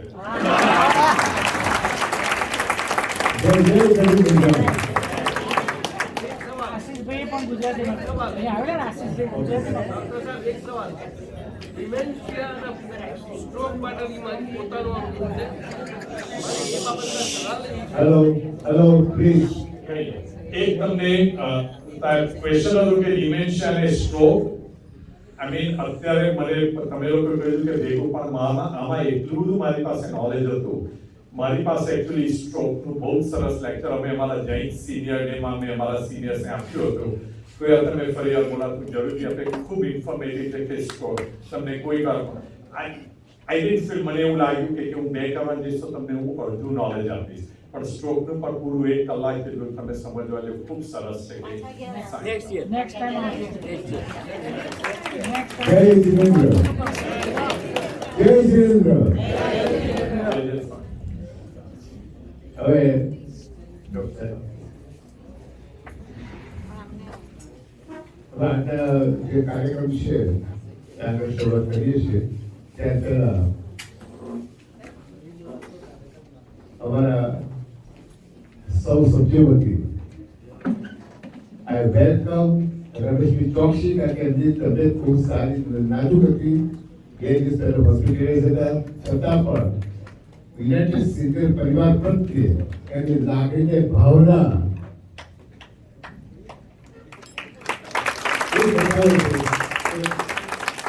let me have him all the time, everywhere. Please, I appreciate the presence today. નાગરિક તકલીફો પણ અત્યારે આવ્યા જવાબદારી સમજીને, અને એમાં એમને સાથ સહકાર બેકબોન તરીકે આપણા ઉત્કળ પ્રેસિડેન્ટ વિરેન્દ્રભાઈ એમને સાથ સહકાર આપ્યો, ભાનુભાઈએ આપણા એક્ઝિક્યુટિવ બોર્ડ બધે એમને શું વાત કરી ચોક્કસ આવો યસ ઓકે. જય Shri Krishna. Bhanubhai. Thank you very much. હવે આપણે આપણો પ્રોગ્રામનો વિચાર કરીએ. આજે આપણે મધર્સ ડે સેલિબ્રેશન કરીએ છીએ. મધર્સ એટલે માતા, અમ્મા, મધર, મમ્મી બધા એક સાથેના શબ્દો એક જ બોલે છે કે મધર્સ, માતા, બસ આ જ શબ્દ છે. અને હું એટલે વાત કરવા માંગુ છું કે માણસ હતો અને માણસની પત્નીએ માણસને કહ્યું કે જા ગામડે જા અને તારી મધરનું કલેજું લઈ આવો. બધાને કદાચ ખબર પણ હશે આ અંગે. કલેજું લઈ આવો. માણસે એની પત્નીને ખૂબ જ આગળ કોઈ બીજી વસ્તુ કોઈ માંગ, મારી મધરનું કલેજું માંગીશ નહીં, પણ એની વાઈફે એવી હર્ટ કરી કે ના મારે હવે કલેજું જ જોઈએ, બીજી કોઈ ના જોઈએ. થાકીને માણસ ગામડે ગયો, મધરનું કલેજું લીધું અને કલેજું ગામડેથી લઈને શહેરમાં આવે છે. એને પોટલીમાં કલેજું મૂક્યું છે, ગામડીમાં શહેરમાં આવે છે અને શહેરમાં આવતા આવતા એ પડી જાય છે. તે વખતે ઠોકર વાગે છે. તે વખતે એની માતા એને કહે છે બેટા કંઈ ભાગ્યો તો નથી ને તને. આ જ બતાવે છે કે કેટલો ભાવ અને કેટલું એનું એ છે. કેમ કે તો આપણે માતાઓને હું આજે વિનંતી કરું છું, તમારી બાજુમાં બેઠેલા કોઈ પણ બેન માતાને નમસ્કાર કરીને એનો મધર્સ ડે કહેજો બસ. Thank you very much.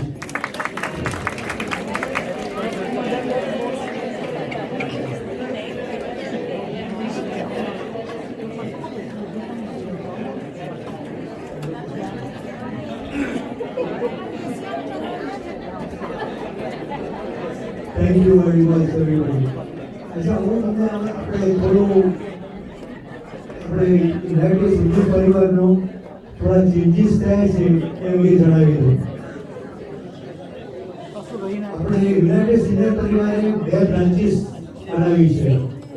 એક ઓપરેટિંગ બ્રાન્ચ અને બીજી administrative branch.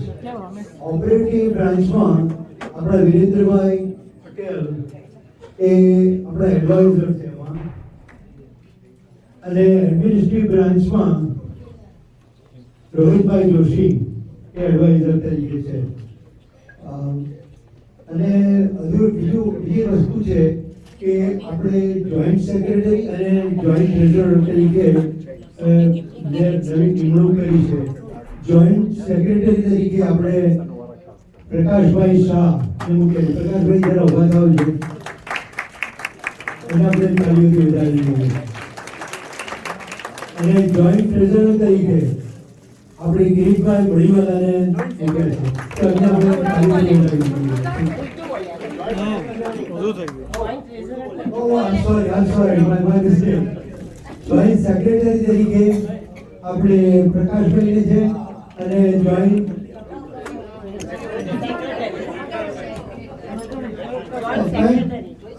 I got it. Sorry. આ મારો ગલો કર્યો છે. જોઈન્ટ સેક્રેટરી તરીકે કિરીટભાઈ વડીવાલા છે. ઓકે, જોઈન્ટ સેક્રેટરી તરીકે કિરીટભાઈ વડીવાલા અને જોઈન્ટ ટ્રેઝરર તરીકે Prakashbhai Shah. Sorry about my mistake. This is the first time. All right. બાકીનું હવે રોહિતભાઈ તમને વાતાવરણ છે અને ત્યાર પછી આપણે મ્યુઝિકનો પ્રોગ્રામ શરૂ કરીશું. પ્રોગ્રામ છે. પિકનિક આપણી જુલાઈ 13ના તારીખે છે અને એ ગ્રુપ 3 બંકર હિલ ઓર્ડર પિકઅપમાં છે. અને એક સેમિનાર આપણી પ્રોગ્રામ તું હેન્ડલ કરી કોણ આપી બસ એક જ દબાણ અવાજ હેલો બધા બેસી જાઓ ભાઈ, શાંતિ રાખજો. જુલાઈ 13ની આપણી પિકનિક છે બંકર હિલ. આપણે જગ્યા વગેરે રાખી કોર્વેલ મેડિકલમાં, ત્યાં ગુરુ નંબર 3માં છે. એનું રજીસ્ટ્રેશન બી ચાલુ છે. ફક્ત મેમ્બર્સ માટે $5 છે અને તમારા ગેસ્ટ ફેમિલી મેમ્બરને લાવવા હોય તો એના માટે $15 છે. એના આપણે એ પ્રકારની બીજું આપણે 24મી મે સવારે 10 વાગે શાંતિ સાંભળજો, એક સેમિનાર રાખ્યો છે આપણે યુનાઇટેડ સિંધુ પરિવાર તરફથી આ જ હોલમાં સવારે 10 થી 1. એમાં તમને ફાઇનાન્શિયલ પ્લાનિંગ, તમારું રિટાયરમેન્ટ પ્લાનિંગ, વિલ અને લિવિંગ ટ્રસ્ટ ઉપર અહીંયા લેક્ચર આપવા માટે બહારથી માણસો આવશે એ તમને બધું સમજાવશે. તો એના માટે બી આપણે રજીસ્ટ્રેશન કરવાનું છે. તમને સવારે બ્રેકફાસ્ટ આપવામાં આવશે અને બપોરે લંચ આપવામાં આવશે. તો એના માટે નામ અહીંયા ભાનુભાઈને લખાવી દેજો, એ પ્રમાણે વ્યવસ્થા કરી શકીએ. સવારે 10 થી 1 24મી મે. નામ નહીં લખાવ તો નહીં આવવાનું. મે તમારા ફ્રેન્ડ ફેમિલી ક્યારે બી લાવી શકો છો, પણ એના નામ અને ફોન નંબર એ આપી દેજો તો અમને ખબર પડે કે કેટલું ફૂડ આપણે ઓર્ડર કરવાનું. નામ વગર આવી જશે. અને એ સ્પોન્સર આપણા રીતેશભાઈ કરે છે. રીતેશભાઈ આપણા એ સેમિનારનું સ્પોન્સર કરે છે.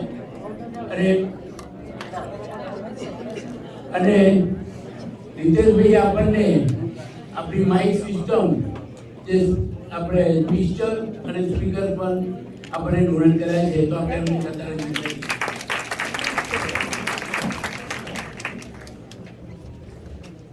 હવે આપણે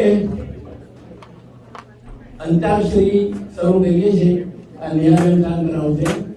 બીજું આપણું ઇન્ટરનેશનલ યોગા ડે આપણે જે રાખીએ દર વર્ષે, આ વખતે 22મી જૂન ના સ્ટ્રેન્થ એન્ડ હાઇટના ગ્રુપમાં રાખ્યું છે. એમાં યુનાઇટેડ સિનિયર પરિવાર, ICIT અને FIA શિકાગો એ 3 જણા ભેગા થઈને કરવાના છે. તો એના પર તમારે કોઈ બી આવવું હોય એમાં એ સવારે 10 થી બપોરે 1 છે. એમાં પણ તમને લંચ આપવામાં આવશે. તો એના માટેના નામ પણ ભાનુભાઈને આપજો. બરાબર, સમજણ પડી ગઈ? હવે આપણે અંતાક્ષરી શરૂ કરીએ છીએ. એમાં 4 બ્લોક પાડવાના છે. 4 બ્લોક પાડવાના છે. બરાબર છે? તમે 4 બ્લોક પાડી દો. હવે એમાં સમજાવી દઉં કે ફર્સ્ટ રાઉન્ડ છે એમાં અમે અહીંયા મ્યુઝિક વગાડીશું. તમારે કયું ગાયન છે આઈડેન્ટિફાઈ કરવાનું. સમજણ પડી ગયા? શબ્દો આઈડેન્ટિફાઈ કરવાના. કોઈ વચ્ચે બોલે નહીં. ટેલિફોન યુઝ કરવાનો નથી. નો ગૂગલ. ટેલિફોન યુઝ કરશો તો ટેલિફોન લઈ લઈશું. $10 ફાઇન કરશે. અને બીજો રાઉન્ડ છે એમાં અમે ગાયન વગાડીશું અને એના પ્લેબેક સિંગર કોણ છે તમારે કહેવાનું. કોણે ગાયું છે. પ્લીઝ શાંતિ રાખો. અને એ દરેકમાં 10 ઇનામ છે. એક જણને એક જ ઇનામ મળશે. બીજી વાર તમારો ચાન્સ નહીં મળે. એક બ્લોકમાં એકવાર એનો ચાન્સ આવી ગયો, પછી બીજા બ્લોકમાં, પછી ત્રીજા બ્લોકમાં, પછી ચોથા બ્લોકમાં. એ રીતે કરવું. ભાઈ ચાર ભાગ હલો, આમાં છે ને 4 વોલેન્ટિયર છે. એમાં અમે લોકોએ 4 વોલેન્ટિયરો રાખ્યા છે. 4 ભાગમાં વહેંચાઈ જશે. એમાં પહેલું છે આવારા, મસ્તાના, અનાડી અને છલિયા. આ બાજુ પાઠ વચ્ચે આમ પડી જશે. 4 જણા જેને ગાયકની કડી વાગશે જેને આવડે તેના હાથ ઊંચો કરવાનો અને જેને પોઈન્ટ ડાઉન કરે એને જ ઊભા થવાનું, વચ્ચે બોલવાનું નહીં. એ તો ડિસ્કોલિફાઈ થઈ જશે. એનું ખરું પડશે તો એને ઇનામ મળશે. એવી રીતે દરેક પાર્ટમાં એક જણને, એવી રીતે જે મારા વોલેન્ટિયર બહેનો કે ભાઈઓ જેને ઊભા કરે એમને જ બોલવાનું છે. વચ્ચે કોઈએ બોલવાનું નહીં. અને જે બી કોઈ બોલશે એને પછી બીજી વાર ચાન્સ નહીં મળે. એક જણને એક જ વાર પ્રાઇઝ મળશે, બીજી વાર નહીં મળે. એટલે ધ્યાન રાખજો, વચ્ચે કંઈ બોલશો નહીં, અવાજ કરશો નહીં, શાંતિથી કરશો તો જ મજા આવશે, નહીં તો મજા નહીં આવે. મહેરબાની કરીને શાંતિ રાખશો.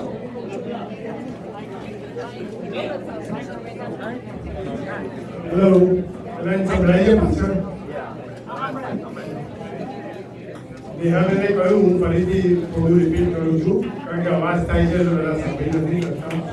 પ્લીઝ થોડી શાંતિ રાખશો તો મજા આવશે. આ ગેમ છે અને જસ્ટ ફોર ફન. અને બધા શાંતિથી જરાક સાંભળીએ, શાંતિથી આપણે આ ગેમ રમીએ. અંતાક્ષરીની ગેમ છે. આપણે 4 ભાગ પાડીએ છીએ. અમે કહ્યું એ પ્રમાણે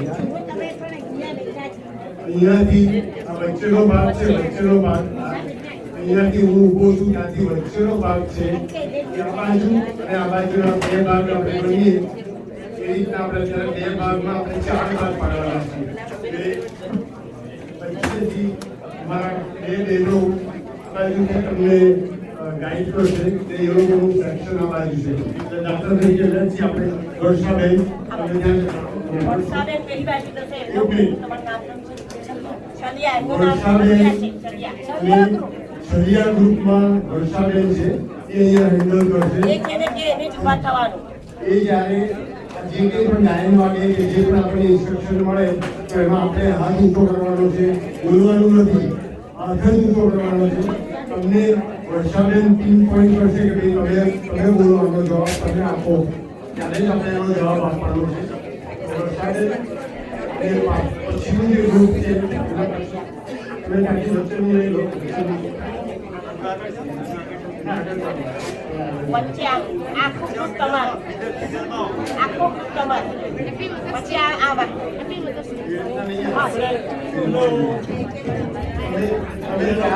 હેલો હેલો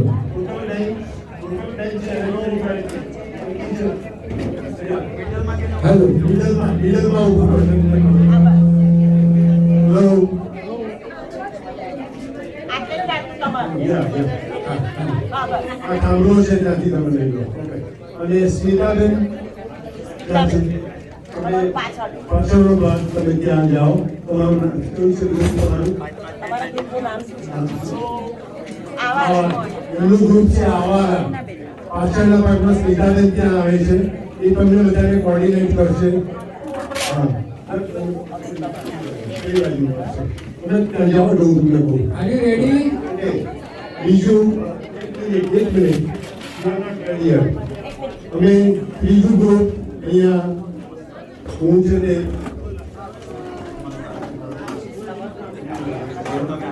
હું આગળનું ગ્રુપ લઉં છું. અહીંયા અનાડી છે આપણું ગ્રુપનું નામ. હું ત્યાં ઉપર અને કાનુભાઈ પાછળના ગ્રુપને અને અમારું ગ્રુપનું નામ છે મસ્તાના. એટલે આપણે 4 ગ્રુપને અત્યારે ડિવાઈડ કરીએ છીએ અને આપણે ગેમ ચાલુ કરીએ છીએ. પ્લીઝ બધા જે ફક્ત આંગળી ઊંચી કરવાની છે, કોઈએ બોલવાનું નથી. એટલે આપણે મોઢું અત્યારે પ્લીઝ.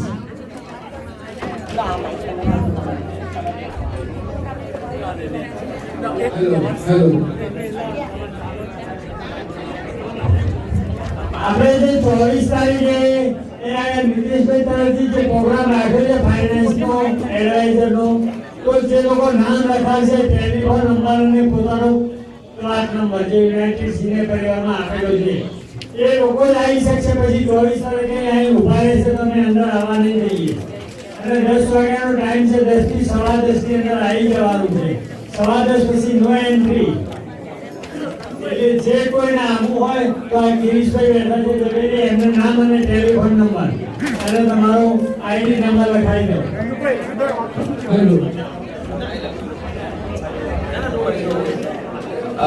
ખાલી બસ આમ તો રમેશ અંકલે અને કરુણ અંકલે બધાએ આપણને કીધું છે કે શું થવાનું છે અને ફાઇનાન્શિયલ પ્લાનિંગ સાથે વિલ ટ્રસ્ટ ને બધાનો સેમિનાર છે. મોર ઇમ્પોર્ટન્ટલી તમારા ફ્રેન્ડ્સ ફેમિલી અગર તમારા કિડ્સ પણ હોય જેને ઇન્ટરેસ્ટ હોય તો પ્લીઝ અંદર લઈને આવજો. You can register with them. હમણાં બી કરી શકો છો, પછી બી આપણે ભાનુભાઈ વ્યાસે તમે કોલ કરીને રજિસ્ટર કરી શકો છો. બટ જે લોકોને એસ્ટેટ પ્લાનિંગ એના ખાસ ક્વેશ્ચન્સ હોય છે કે ભાઈ અમારા ગયા પછી અમારા ફેમિલીને અમારા એસેટ સેફલી કેવી રીતના મળે, મેઇન એના ઉપર બધા સેમિનાર્સ બધું થવાનું છે. એ બધા સ્પીકર્સ આવવાના છે. તો please thank you so much. જય શ્રી કૃષ્ણ. આપણે પાછળના ભાગમાં કલ્યાણીબેન સુગરી અને કપડાનો સ્ટોલ મૂકેલો છે, એમને વેન્ડર છે આપણા. તો એમણે મને હવે કહ્યું કે આજે મધર્સ ડેના દિવસે દરેક જણને 10% ડિસ્કાઉન્ટ આપશે. તો જેને કોઈને ઇન્ટરેસ્ટ હોય તો પાછળ એમની જોડે મળી શકે છે તૈયાર. જય શ્રી કૃષ્ણ. હલો, હવે આપણે ચાલુ કરીએ છીએ અંતાક્ષરી. હવે are you ready? Are you ready, guys? Are you ready? Ready. Let's go then. એક એક્ઝામ્પલ બતાવું છું. જસ્ટ ફોર એક્ઝામ્પલ કે શું થઈ રહ્યું છે. આ ગીત જો વગાડીશ એ કોમ્પિટિશનમાં નથી. ચાલો બેસી જાઓ.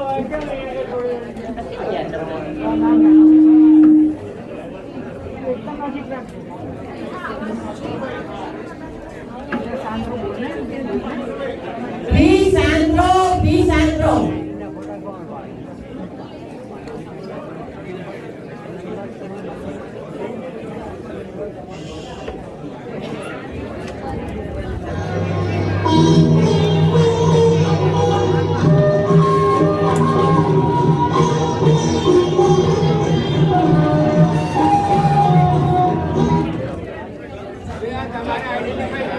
આ ગાયન તમારે પહેલા આઈડેન્ટિફાઈ કરવાનું છે.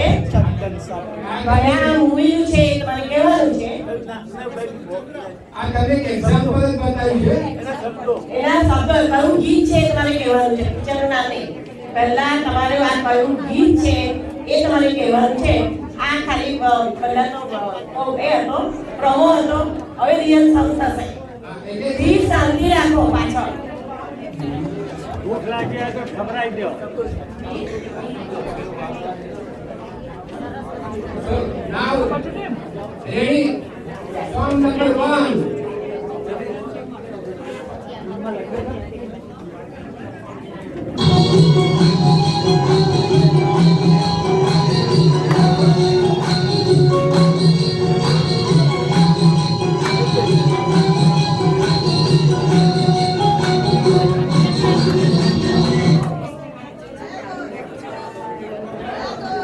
Hello.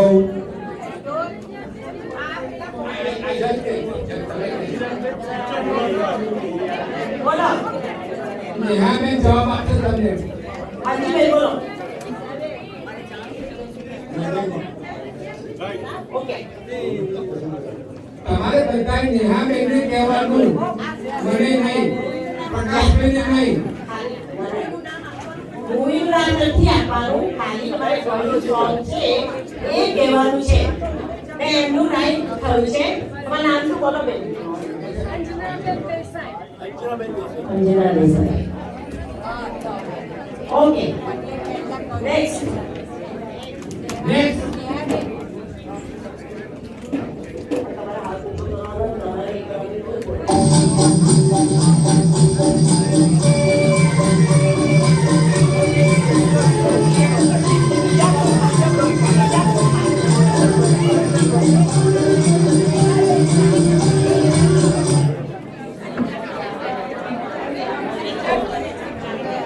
ઓકે તમારું નામ શું છે? ઓકે બધાએ નેહાબેનને કહેવાનું, મને નહીં. કારણ કે એ જજ છે અને એ ડિસિઝન લેશે. ઓકે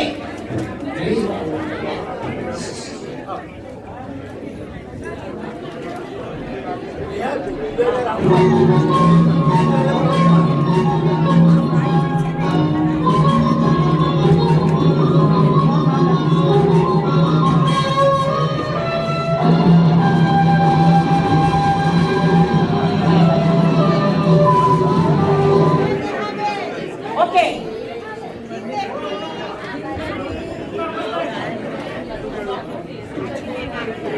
ઉભા થાઓ, ઉભા થઈને બોલો ભાઈ. ઉભા થઈને બોલો. ઓકે નામ બોલો તમારું. લક્ષા પારેખ. હવે આમાં કેવું છે અને નેહાબેન જેને કહે એને જવાબ આપવાનો. હા એક રૂપિયા ચાવી દો, હવે બીજા રૂપિયાને પણ લેવાનું ને. પારેખ. ઓકે પારેખ પારેખ. યા આ મિસઅન્ડરસ્ટેન્ડિંગ છે. 4 ગ્રુપ પાડ્યા છે. એ પછી નેહાબેન જે ગ્રુપને કે એ ગ્રુપમાંથી બોલવાનું. એને જ બોલવાનું, બધાને વચ્ચે નહીં બોલવાનું. નેહાબેનને જવાબ આપવાનો. આ ગ્રુપ ચાલતું હોય. ઓકે ઓ Okay. મસ્કારા નો Okay.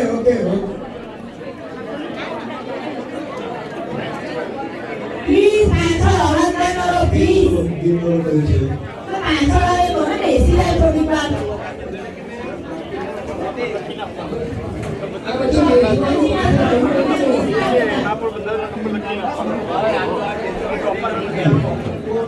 પ્લીઝ થોડી વાર બેસી જાઓ પ્લીઝ. શોપિંગ પછી કરજો.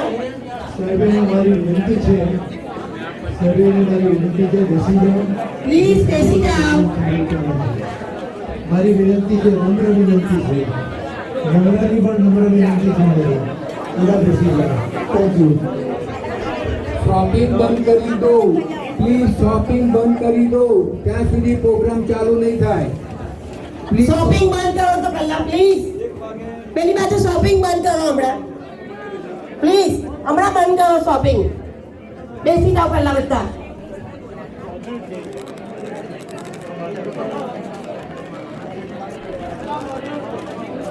શોપિંગ બંધ કરી દો તો સારું.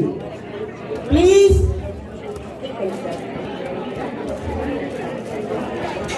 શોપિંગ 10 મિનિટ બંધ કરો પ્લીઝ. 10 મિનિટ ખાલી. હમણાં શોપિંગ બંધ કરો તો પ્લીઝ. બેન હા બેન પેલા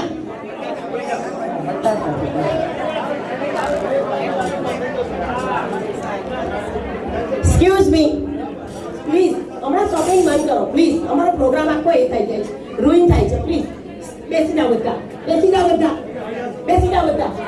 ચાલો હમણાં એ બંધ કરો.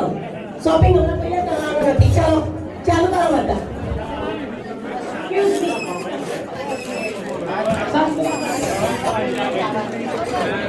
રેડી બીજું કાંઈ નેક્સ્ટ વગાડો. ચાલો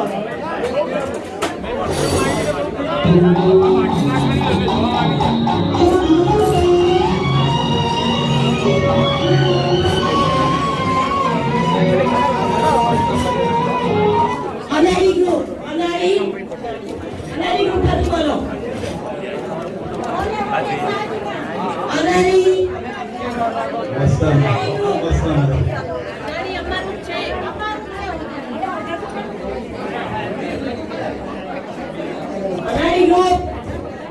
હોલે હોલે સાજના હોલે હોલે સાજના અહીંયા છે હોલે હોલે સાજના. એક મિનિટ વાર. તમે બીજી વાર વગાડશો પ્લીઝ. સાંભળવું નથી. બીજી વાર વગાડશો પ્લીઝ.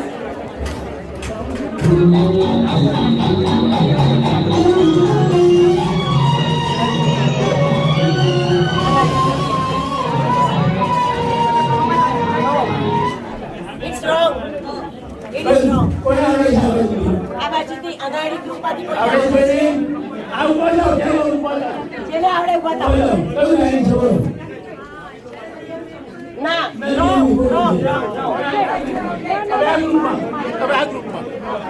બોલો બોલો આ બાજુ આવો.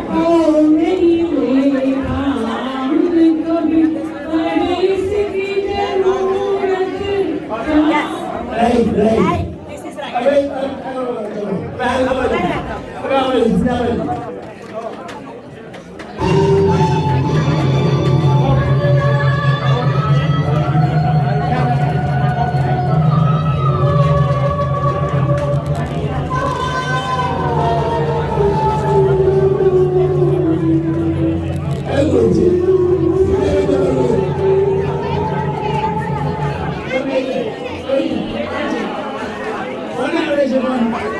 કોને આવે છે? ઉભા જાઓ ને, ઉભા જાઓ.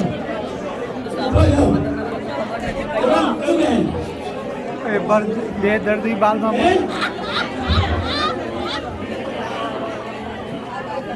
બે દર્દી બાલમાં જઈશો. બરાબર છે. હસમુખભાઈ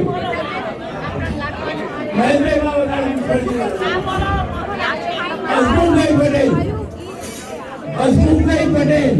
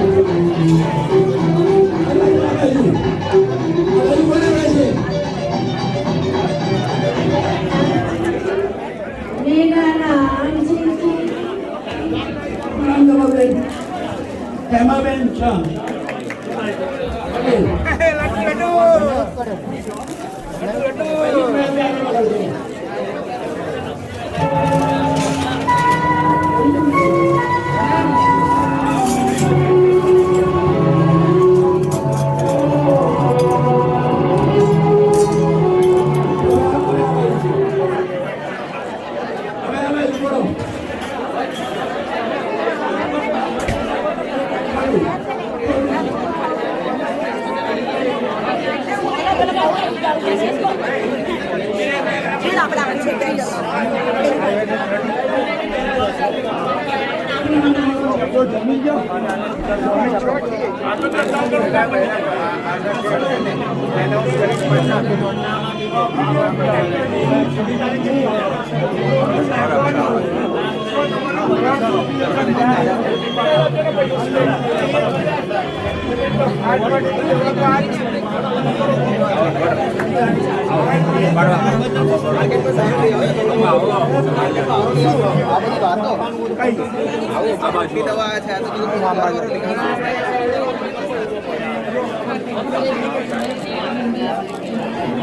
અમારો તો નહીં આવે આવું રાખ્યું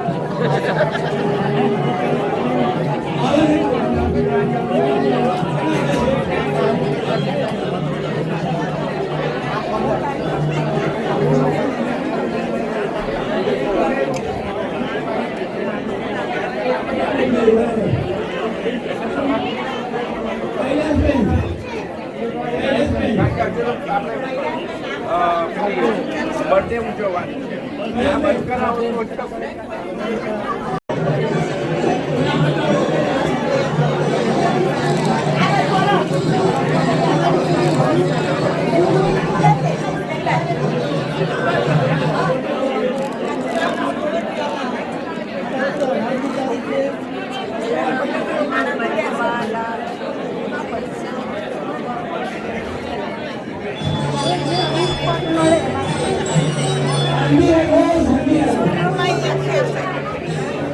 ચલાવો તમારે માઇક નથી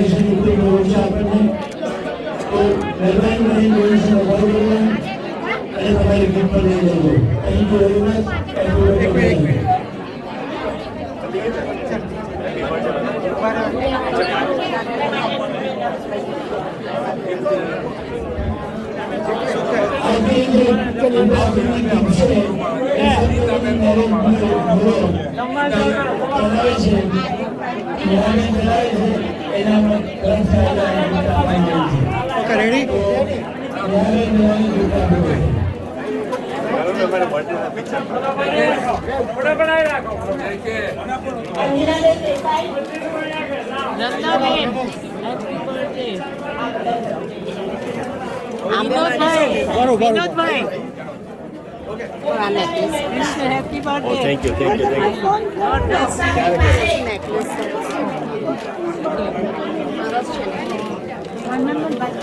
you.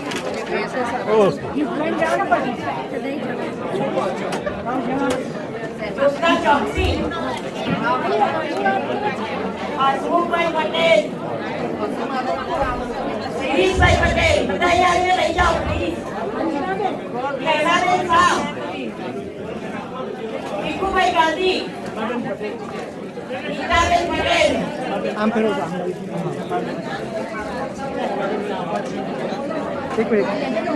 ગીતાબેન પટેલ કૈલાસબેન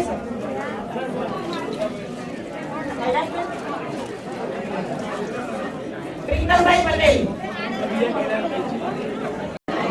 દાંતમાં કઈ ભર્યું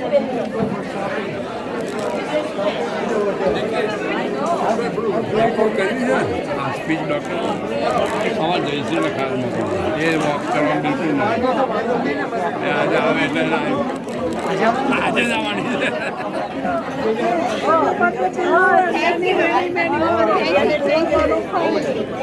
સરસ હતું નંબર લાગી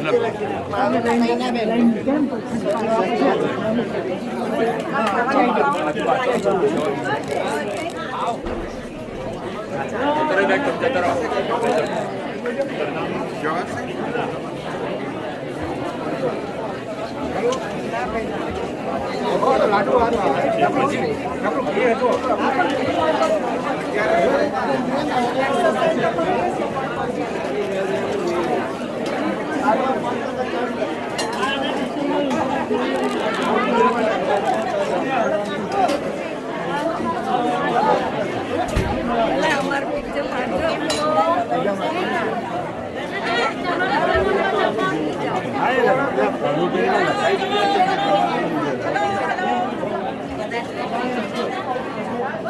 આઈડી લેવાનું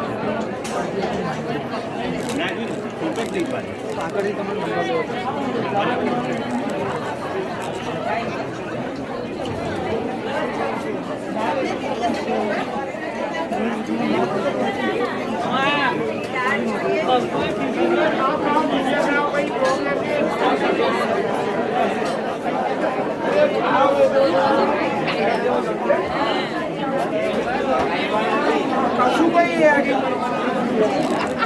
ડેટ રખાઈ ગઈ હોય તો મને લઈ લો ડેટ રખાઈ ગઈ છે